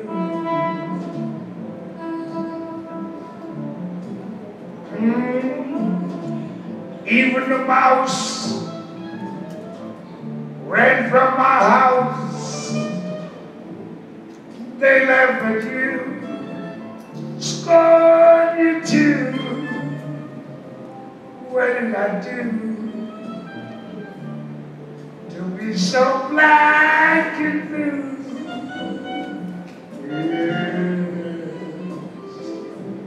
Yes, I'm like inside. That don't help my case. 'Cause I can't hide what is in my face. That those I said. I went in, ain't got a friend. My only sin is in my skin. What did I do to be so black and blue? All right, what are your thoughts? What is he singing about? All right, yes, Neil. What is it, Mila? Yes, the lyrics are emotional. Good. Yes, Dante. I think the song is the song "Black and Blue." I think it's representing his struggle with his racial identity, especially certain lyrics. I think black and blue. When he says, "What did I do to be so black and blue?" I think it's representing his struggle with understanding why must I, as a black person, experience this struggle? What did I do to deserve this? And when he states lyrics such as, I don't remember exactly, but it was something about the only reason he's treated like this is due to something he can't hide, which is the complexion of his face. Excellent. Yes. Back here, please. Also, you see, I guess, the difference where, like, this type of music is centered. So, like, he talks Good. about the, like, the sins and these type of things that, I guess, kind of, you see, like, a shift from the spirituals to this type of music, which they both have the same, I guess, expression of, like, sorrow, but they're both being expressed in different ways. Yes, excellent. We're going to move on to the one final lyric, or this idea of strange fruit. This is a poem that was written, and everyone know it? Anyone know it? Raise your hand. Excellent, excellent. So why don't we have the 5 people that raised their hand? Let's go with 3 of you. Raise your hand and we will read the stanzas. Excellent, just stand up. You all can stand up if you'd like to read, yeah. The more the merrier, go on. Go ahead, Dante, you begin, and then we'll go around. Do I sing it or just sing it? You want to sing it? I don't want to sing it, but that's No, you can sing it if you want to. I don't. Okay. I'll just say. Okay. Southern trees bear strange fruit, blood on the leaves, and blood at the root. Black bodies swinging in the southern breeze, strange fruit hanging from the popular trees. Excellent. 2 lines. Oh, you can sit down, Dante. Thank you very much. Round of applause for Dante. Yes, that's there. If you could give me 2 lines. Pastoral scene of the gallant South, with bulging eyes and twisted mouth. Excellent. Round of applause, please. Go ahead. Scent of magnolias, sweet and fresh, then the sudden smell of burning flesh. Excellent. And Miss Brenda. Here's my food for the coast to come, for the rain to gather, for the wind to suck, for the sun to rock, for the cheeks to drop.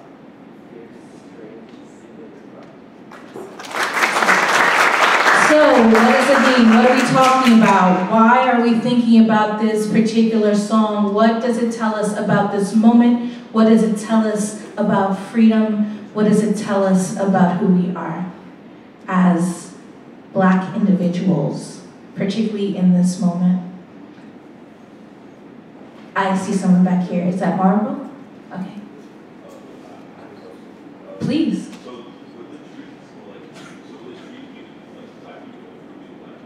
That's a beautiful question. What do we think?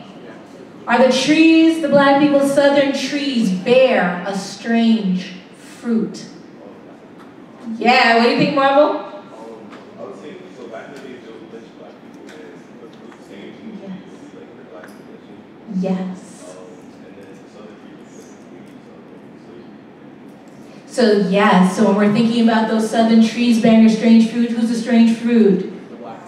Yes, right? And this idea of this particular song being sung by Billie Holiday, of course, it was met with resistance, right? She wasn't allowed to sing it. And of course, it was written by Ava Maria Poole, and she decided to sing it anyway. This is a protest song. So when we're thinking about lyrics, when we're thinking about poetry, we can, of course, code it and write in our own protest. So for now, what I'd like you all to do is I'd like you to choose a prompt. Freedom sounds like, the sound of freedom moves me to, freedom in music, and you will begin with that prompt, and I'd like you to write at least 5 lines of a poem. At least, and feel free to write more. But in the time that we have, I'd like at least 5 lines. And you could you could start with either of the 3. You could feel free to use all 3. But we're writing for the next 3 minutes.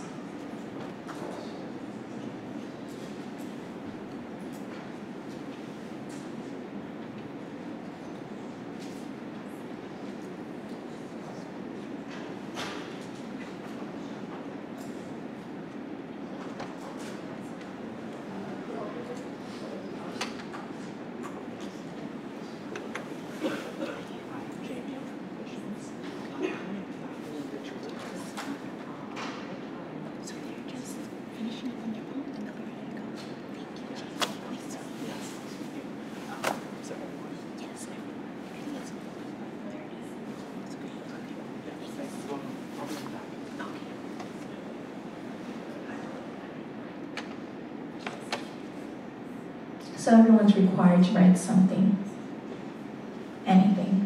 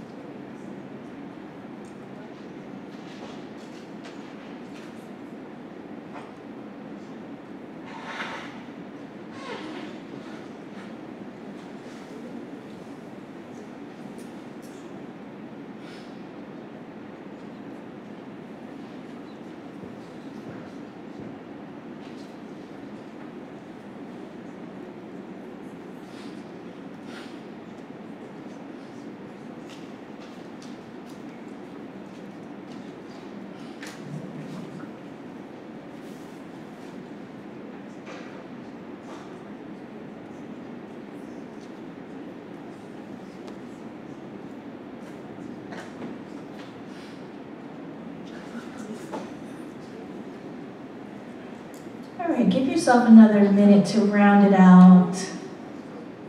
More time? Okay, you got it.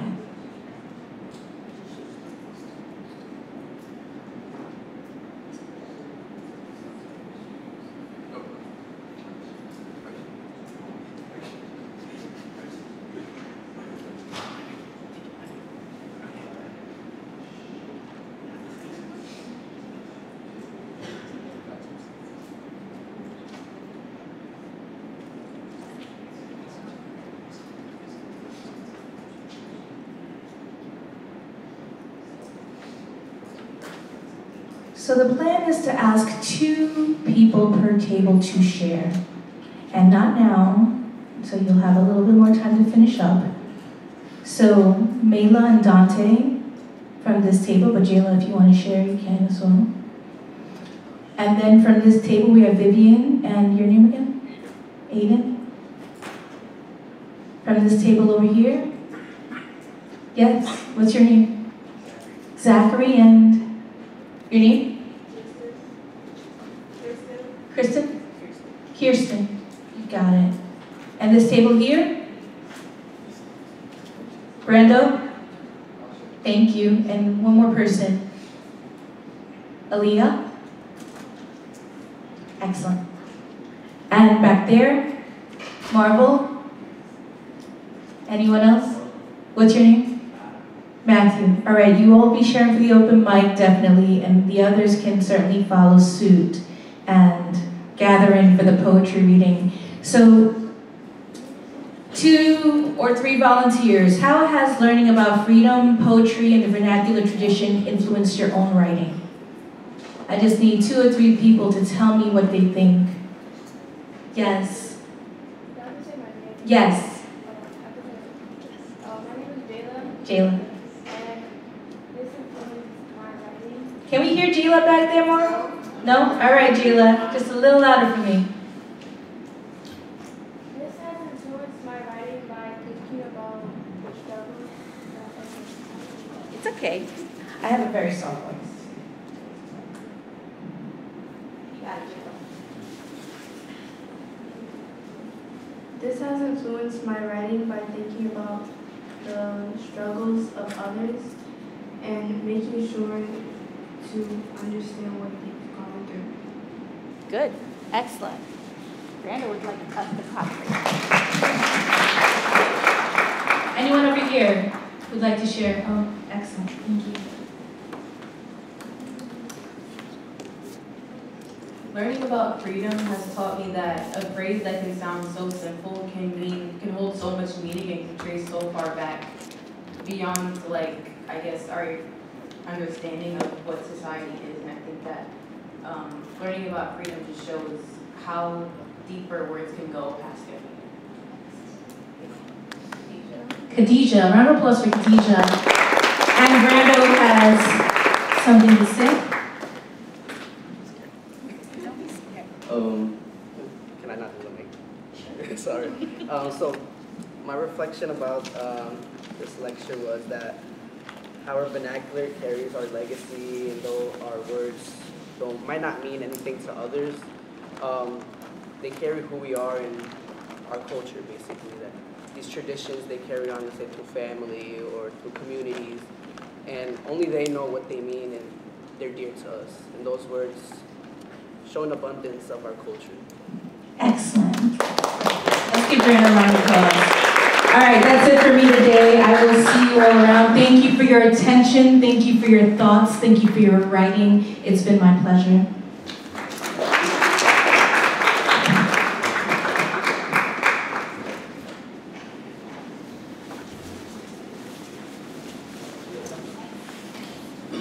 Fantastic.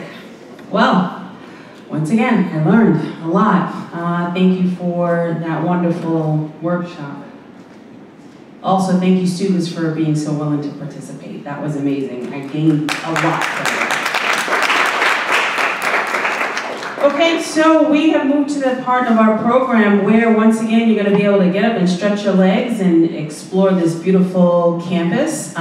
So we are going to move into our college life section of our program, and you're going to enjoy a campus tour, and then when you return, you're also going to enjoy a barbecue lunch. So give me a couple of minutes. I'm just going to go out and get your tour guide, and we're going to set up.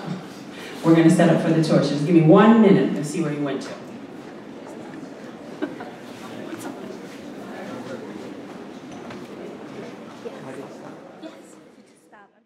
I would love to introduce you to Mr. Kevin Jackson, who stands before you. And Kevin Jackson is accompanied with his assistant, Luke Bassarath, if I pronounced that correctly. And let me just tell you a little bit about Kevin. So Kevin Jackson is an educator, performer from Freeport, New York. He has a background, okay, shout out to Freeport, that's right. He has a background in music education and youth development. He specializes in saxophone and steel pan performance. And over the years, he has continued to bring joy, vibrance, and energy to any room that he has the pleasure of visiting with his music. He's very passionate about teaching success through music and strives to reach as many people as possible to hopefully inspire them to continue to reach for the stars. So please put your hands together and welcome Mr. Kevin Jackson. All right. How's everybody doing today? Good, good. How are we feeling? We had a full day today. You just got off a tour, you're eating food. I like it, I like to see it. So, like you said, like Ms. Burden said, my name is Kevin Jackson. I am here representing Steel Pan, the culture, and I want to share that with you. And I had the pleasure of them inviting me here, and I thank them very much for inviting me here to spread that knowledge with you, all right? I know we don't have much time, so I'm gonna try to get through everything. I know certain schools have to get out right at 2, I know your bus is coming, so I'll try to be quick, all right? And I want everybody, a few people might be able to come up and try some instruments, all right? Sound good? Yes, sir. All right. So, by show of hands, I know everybody eating. Any musicians in the room? And you don't have to play an instrument to be a musician. All right, cool. By another show of hands, who has ever encountered steel pan, knows about it, and heard it before? Cool. And those that haven't, raise your hand. At all. This is the first time ever seeing this. Nice. So, those that have seen steel pan before and heard steel pan, can you tell me where it's from?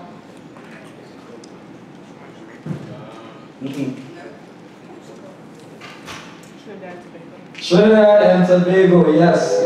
The island of Trinidad and Tobago. Any Trinidad people in here? No? I'm the only one? Oh. No, you're not. Right here. Right there. All right. Cool. So, Trinidad and Tobago. For those that don't know, steel pan originated from Trinidad and Tobago. It is its national instrument. Officially, last year, it was made its national instrument.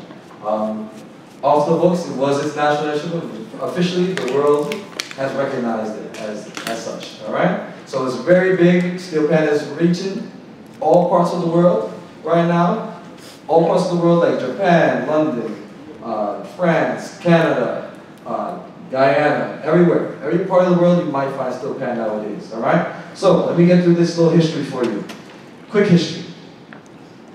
So steel pan was not the first instrument that Trinidad and Tobago had, all right? This instrument is a creation of a lot of strife and struggle in the country that is now called Trinidad and Tobago, all right? When, slave trade in that time around there, when some slaves were brought to the island, all right? It's a lot of West African culture that was brought to the island. So it was different. Back then it was just straight percussion like you see here, congas and stuff like that. They started out with their own cultural drums. I can't tell you the details on that, but they did start out with their own. Then those that ruled the country and ruled over the people that were brought over to the country that is now Trinidad and Tobago. Over time, it was a lot of struggle trying to keep their culture alive, all right? And through all that adversity, we find steel pan, all right? Before steel pan, actually, they had a movement called the Tambu Bamboo movement. And that was another cultural, way to try to get their, keep themselves alive, keep themselves well, keep their culture alive. But ultimately, that was also banned in the country as well. And so this was eventually created because after that, they were trying to hit on pots and pans and then they could find. And then we come with the steel pan, all right? So, steel pan, how it's made. If you believe it, steel pan is made out of an oil drum. So we all know what an oil drum looks like, right? All those, you see those big oil drums coming off the cargo ships, right? This is what this is made out of, all right? This is the newer version, the more modern version of what it is when steel pan was first created. It didn't have all these notes on it, like this, and there was there wasn't that many options to play, but it was usually a single pan when steel pan first was invented. Okay? Now, you're done with the history. Good. By a show of hands, who knows what soca music is? By a show of hands. Raise a hand, raise a hand, raise a hand, raise a hand. We love soca around here. It's lively music. It's rambunctious music. It is some of the best music in the world, alright? At least in my opinion. But soca music also is an invention created in Trinidad and Tobago. Along with the development of steel pan, we had calypso music. Calypso music came from West African culture before that. And then after calypso music, soon came into soca music. Alright, and I'm going to show you some today. Hopefully I'll have some time to play some songs for you. Alright, but for now, I would love to show you a little video and show you what we do here at Steel Pan. If you see on the screens, this event that you see on the screens right here is called Panorama. I know people see panorama, you know, panoramic on your phone, panoramic pictures, panorama event. I know there's another event called Panorama, but this one is an event to showcase what steel pan can do. Alright, this is all in Trinidad and Tobago. It's a much bigger thing, and luckily I had the pleasure of the last 2 years to travel to Trinidad and play for the national competition as well. Alright, so I just came back in March. It was a time, it was fun, it was, you know, it was an experience, always an experience, playing with such large bands. Alright, so the breakdown of Panorama, before I play the video. If you, all those people you see in front of you, that's about 80 or so people in one band. Alright, the person that you see in front of, with the stick, the drumstick in his hand, if you can see that, he is the arranger of the band. He created a song just for us to perform for the competition. So the competition is a layout. You take a soca song, he would arrange it, take a 3-minute song and turn it to 10 minutes, or 8 minutes, depending on where we are. New York is 10 minutes, in Trinidad is 8 minutes of music you have to learn. And for those that are musicians, and do you read sheet music? Yes, right? We usually do not do any sheet music when it comes to this. Alright? There's moments that we, you know, people may have to have some sheet music, but when you're working on this, there's no sheet music. Everything is by hearing, by seeing, by taking it in. So if I tell you play A, B, C, and then I play a rhythm with the A, B, and C, you just gotta repeat it. Alright? It is another experience, another skill that you can develop for yourself, especially as a musician. For those, reading music is good and well because I also play saxophone and I also play piano. So I grew up reading music anyway. But this took me into another world, a new aspect of another skill, and it helped develop the skills I had on those instruments as well as this instrument. Alright, I had the pleasure of playing this instrument for the past 16 years. It's been 16 years I've been playing this instrument. Alright, and it's been fun. It's always an experience playing with other arrangers. Every arranger arranges differently. And its music itself is just something that I hold near to my heart, and I hope everybody here, whatever music you listen to on a regular day basis, you always love and go back to the same music you were brought up on. And this is, for me, this is what this is, all right? So, any volunteers? Oh, well, let me slow down. Let me slow down. Hold on. We're gonna play a little short snippet of this video, but in a minute, I'm going to choose some people if they want to come up and start beating on some fan, all right? All right, so this year, this is 2019, this is the band I play for. If you see on the instruments, Adlib, this is Adlib Steel Orchestra. This is summertime, Saturday before Labor Day. This is our Panorama event, and it happens from like 7 to when it ends. Okay? All right. Let's get this, all right.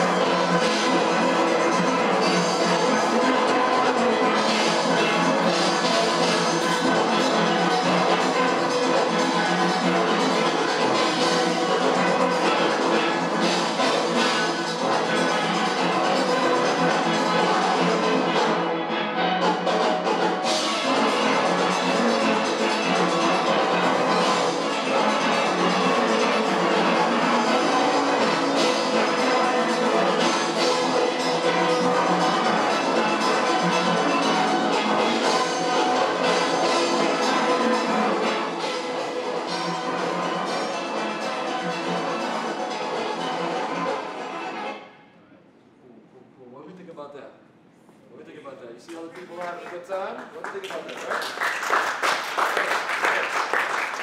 right? Everybody can hear me? Yeah. Everybody hear me? All right, cool. So, before I call some people up, I'm going to just explain to you what these instruments, the different instruments here are. First, we have here, this is called the tenor pan, all right?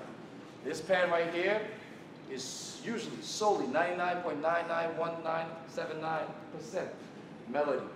So those that like to hear a melody, sing a melody, have fun with the melody, this is the pan for you. This pan right here is where I call home, all right? This is called a double second. It is also called an alto pan. So this pan right here will play the melody. It will play a little bit of the background, play some chords, all right? Play some counter melody, play some harmony, all right? So this pan right here does a lot. It does a lot when it comes to a band, all right? This one, a lot of people stray away from because it is intense. When you're playing for the right person, it's very intense, okay? Right here to my right, behind me, is called a guitar pan or a guitar pan. All right, this pan right here is like you hear it in the name, guitar pan. You know a guitar strums chords, right? You all know that, right? So this right here strums chords. It keeps the music together. It keeps everybody together, you know, when it comes to the sound. Okay? And behind me is a tenor bass. And in the name, it's the bass. It is the back end of the background. It's the energy. You bring the pump, the line with a bass, all right? A tenor bass. As you can see, it's 4 separate pans for the tenor bass. There's also a 6 bass. There's also a 9 bass. There's also a 13 bass. And when you hear it, it's 13, 9, 6. That's 6 pans, that's 9 pans, that's 13 pans, all right? There's a few other instruments that I didn't get to bring today, but double tenor, that's also harmony, melody. There's also a quad. As you can see on the video, you see that one over to the right? It's 3 pans, there's one up top, one on the right, and one on the left. That's called a 3 pan, or a 3, it's called triple seconds, because it's 3 pans, this is the double seconds, all right? The quad is 4 pans, so 1, 2, 3, 4. All right, that's another pan that is very intense. I just had the pleasure of playing it in Trinidad for one of the bands I played for. That is also plays melody, plays background as well. There's also our middle pans, cello. There's 3 pans in front of you. There's 1 in front, 2 on the right, or 1 on the left, 1 on the right. It's called a cello. There's also a 4 pan, which is essentially a cello, but with 4 pans. And those are our middle pans. I call them the melody of the background because they have some real nice lines, all right? Real nice lines. And one more, I'm forgetting, but is, rocket pan. There's something that's really known to Trinidad. We don't have many rocket pans here in the States, but that's also another pan that's very intense. It's about, there's 3 and 3, 3 and 3. 3 on top, 3 on the bottom, and that helps support the background for any song that you play. All right, so let's get to it. Any volunteers that want to come and try and see if they can learn some music today? 1, 2, 3. Come on up, all right? Also, anybody that want to try to learn on the pan and they want to play some rhythm. Anybody that want to play some congas? I have a block and some congas. Anybody wants to come do that? You want to do that? Come on, come on. Which one do you want? I want to try that. You want to try that? Come. We'll switch for you, all right? So, do it. All right, so come. Try this one. Try this one.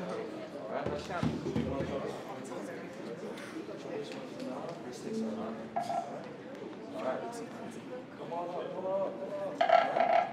Want to try the bass? Alright. Which one do you want? Oh, the bass sticks? Yeah. And there's a technical. Yeah, that's you. Got it? Alright. Alright, so we all set up. So, we're going to go in the middle. Oh, okay. We're going to go in the middle. Right there, perfect. Yes, you are. Alright, so, first things first. This is what we always do because we do host lessons at Adelphi in Freeport, New York. We host lessons.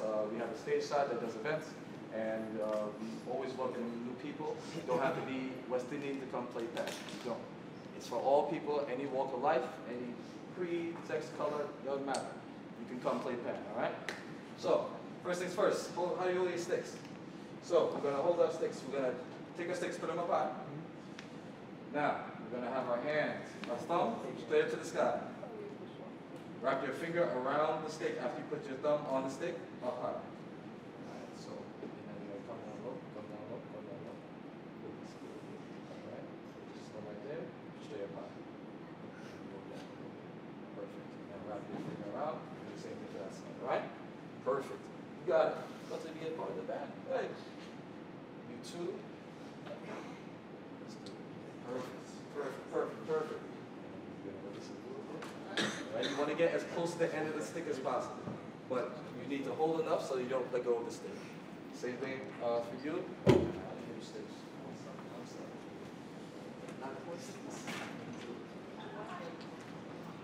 All right. So, first things first. Everybody, look for C. The letter C. Which you see in your show. Yep, perfect. You found it? Now, we're going to slowly roll. So that means you're going to take your two sticks, one at a time. You're going to just roll. All right? So let's do it. After 4, you're going to start rolling. All right? Ready? 1, 2, 3, 4. And keep it slow. Yeah, you do it slow. All right? Now I want you, after a while, you do a little louder. You hit a little harder. You hit a little harder. You hit a little harder. There you go. There you go. A little harder. You hit a little harder. Now, I want you to try to speed up that motion. Alright? As fast as you can. That's that motion. There we go. There we go. You sound like band players, right? You sound like band players, right? You sound good. Good. And stop. So, our rhythm section, all right. So, you're just gonna hit. You're gonna keep it. Good. All right. Now, this one, this rhythm. Okay. Keep that beat. Your sticks, do this, right?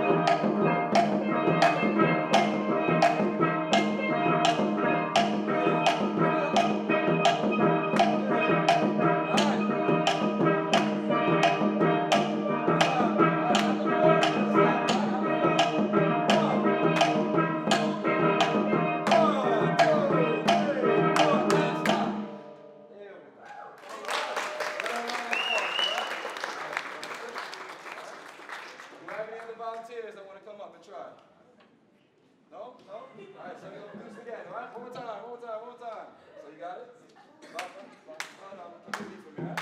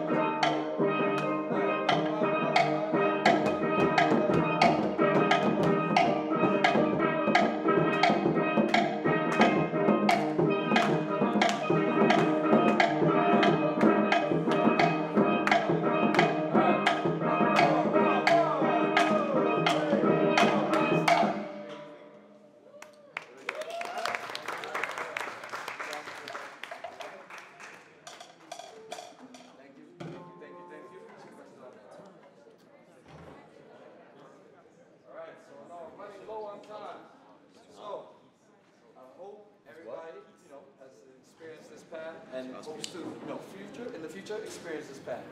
I will try to give my information to your teachers and everything, so you can reach out, get the information from them, reach out to me, and we can get you a part of this group. Get you a part of Ad-Lib, get you a part of something that's real nice in the community that we are in. PAN, my band, Ad-Lib Steel Orchestra, is the only band in Long Island. All the other bands are in Brooklyn and Queens and all that, they're pretty far. So we want to spread this culture throughout Long Island. We want to keep pushing so we can spread it even further than New York and Long Island and the surrounding areas. All right? We want to keep PAN. PAN is fairly new in musical age. PAN is not even 100 years old yet. Other instruments like saxophone and trumpet and all that, those are hundreds of years old, come from different inventions in the past. PAN just came out in the 1930s, 1940s. All right, so we want to keep pushing this into schools. We want everybody to experience it, and slowly but surely, it's getting there. All right, but right now, for the last bit of this workshop today, I'll have the pleasure of playing some few songs for you. All right, so please, I hope you enjoy it, and thank you again. All right.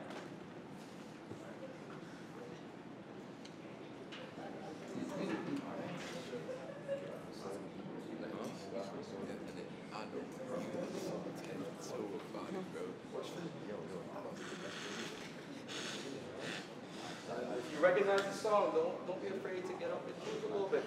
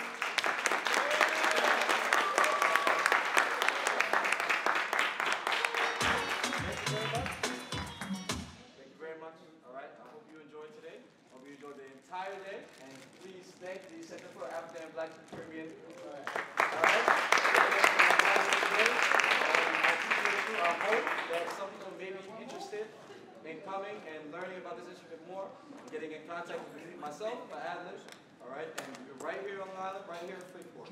We're nearby, all right? So thank you again. Have a good one. Thank you so much. Thank you, Kevin. All right, I understand that some students are going to share your poetry really quickly before we leave, so I'd like to invite those students that Professor Lespinasse had identified earlier to come up here and share your poetry very quickly, because I understand your boss is waiting for you.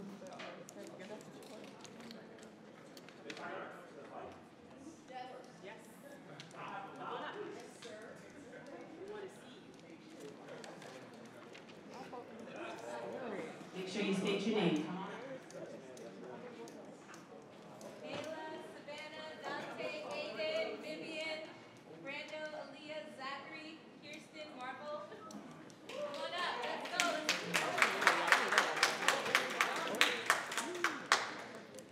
I can go? Yes. Okay, I just want to say it's not too much, but it's just like what I felt to write. Freedom sounds like it. Wait. Okay, let me start. Freedom sounds like a yell that never ends, a journey that started so long, where people fight for what's right and the future ahead.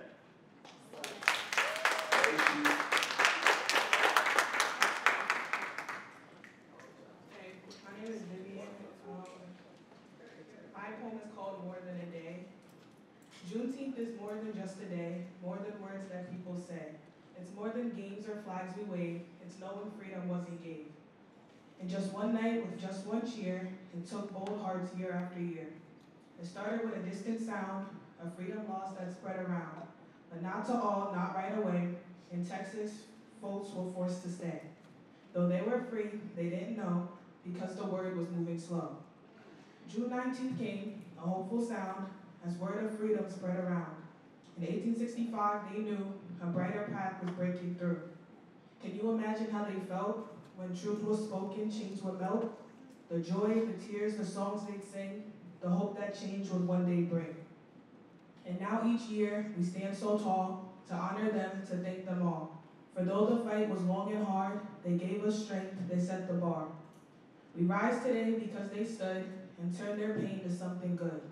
Their dreams live on in what we do. This day is ours, now see it through.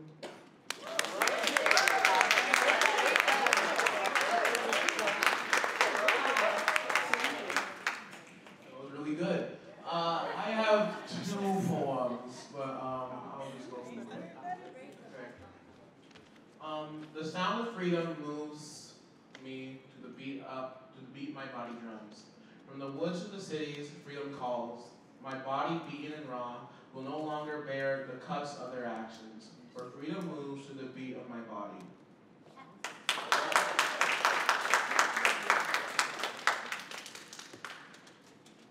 Second poem. Respect. We've come so far, yet it seems we're given so little. A fight continues just for a seat at the table. Our fashion, our art, or how we sing with our souls, it's ghetto and inappropriate till we argue who did it first. God bless America, but I guess not everyone who lives in it. A quick drive can be someone's death sentence. Yet the people in power think we're an issue that needs to be dealt with.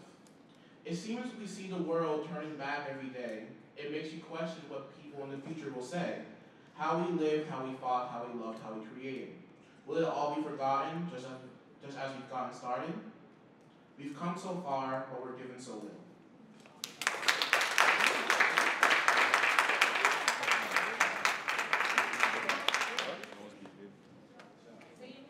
My name is Aiden Wilson. Freedom sounds like the wind, how it moves with a unique flow. No limitations, just freedom to go. It blows and blows until it comes to a stop. The peace is heard within the block. Freedom moves like the waves crashing against the rocks. Unlike the wind, these waves don't stop. They are persistent and won't ever give up. I am a wave, I am not the wind. I will use the light of others till the end. The sun shines bright over me, and I share its light. I am a wind without a night.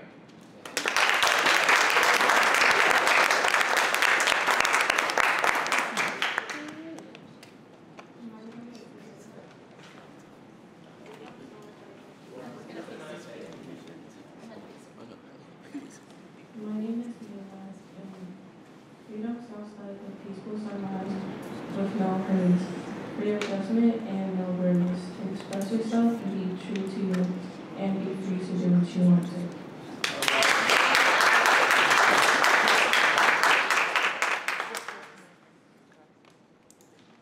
Freedom in music is the way I express myself. It helps me get my message across and feel alive. When I sing or play, I feel more like me. Music is my way of being truly free.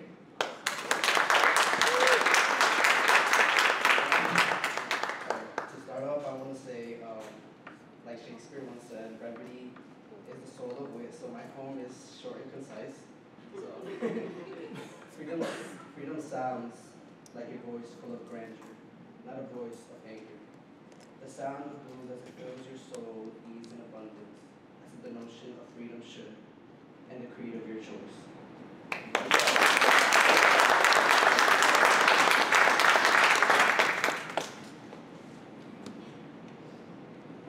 Okay.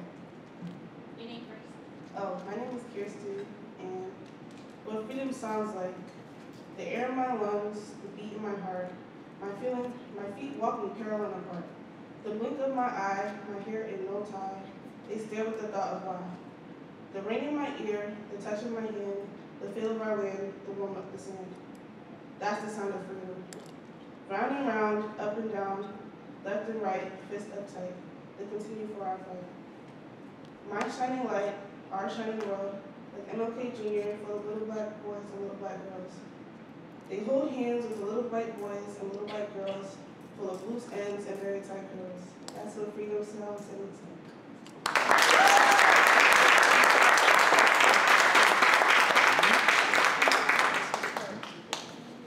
I am Leah. New. Freedom sounds like the blowing of the wind, yet it also sounds like your next of kin. Freedom can sound like love, but that's only one side of freedom we've heard of. Freedom sounds like pain, a yell, a shriek. It sounds like sorrow, voices taken, can no longer speak. Being free is loud, no matter how quiet it may be. Fighting for freedom doesn't require a beat. Some parts of this fight won't require you to speak.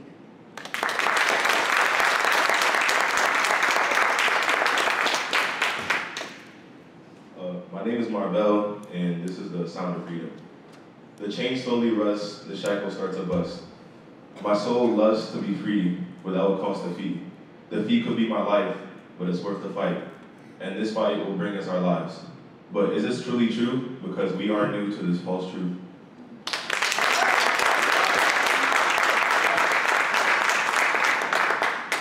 My name is Zachary Hunter. The sound of freedom. Okay. The sound of freedom moves me to and beyond places unknown. Steering over the horizon where I hear my people holler and blow sweet yet agonizing sounds of stories untold, where we shine brightly among all those who oppose, I hear the sounds of freedom that moves me. Going through the trials and tribulation did nothing but prove me to be worthy of all honor and glory.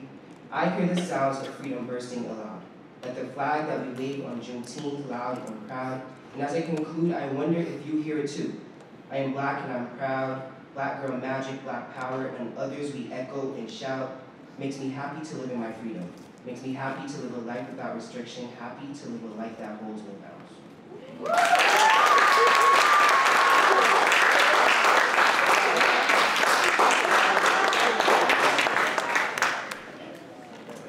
Okay, I am going to have Professor Lespinasse come and deliver closing remarks for the afternoon.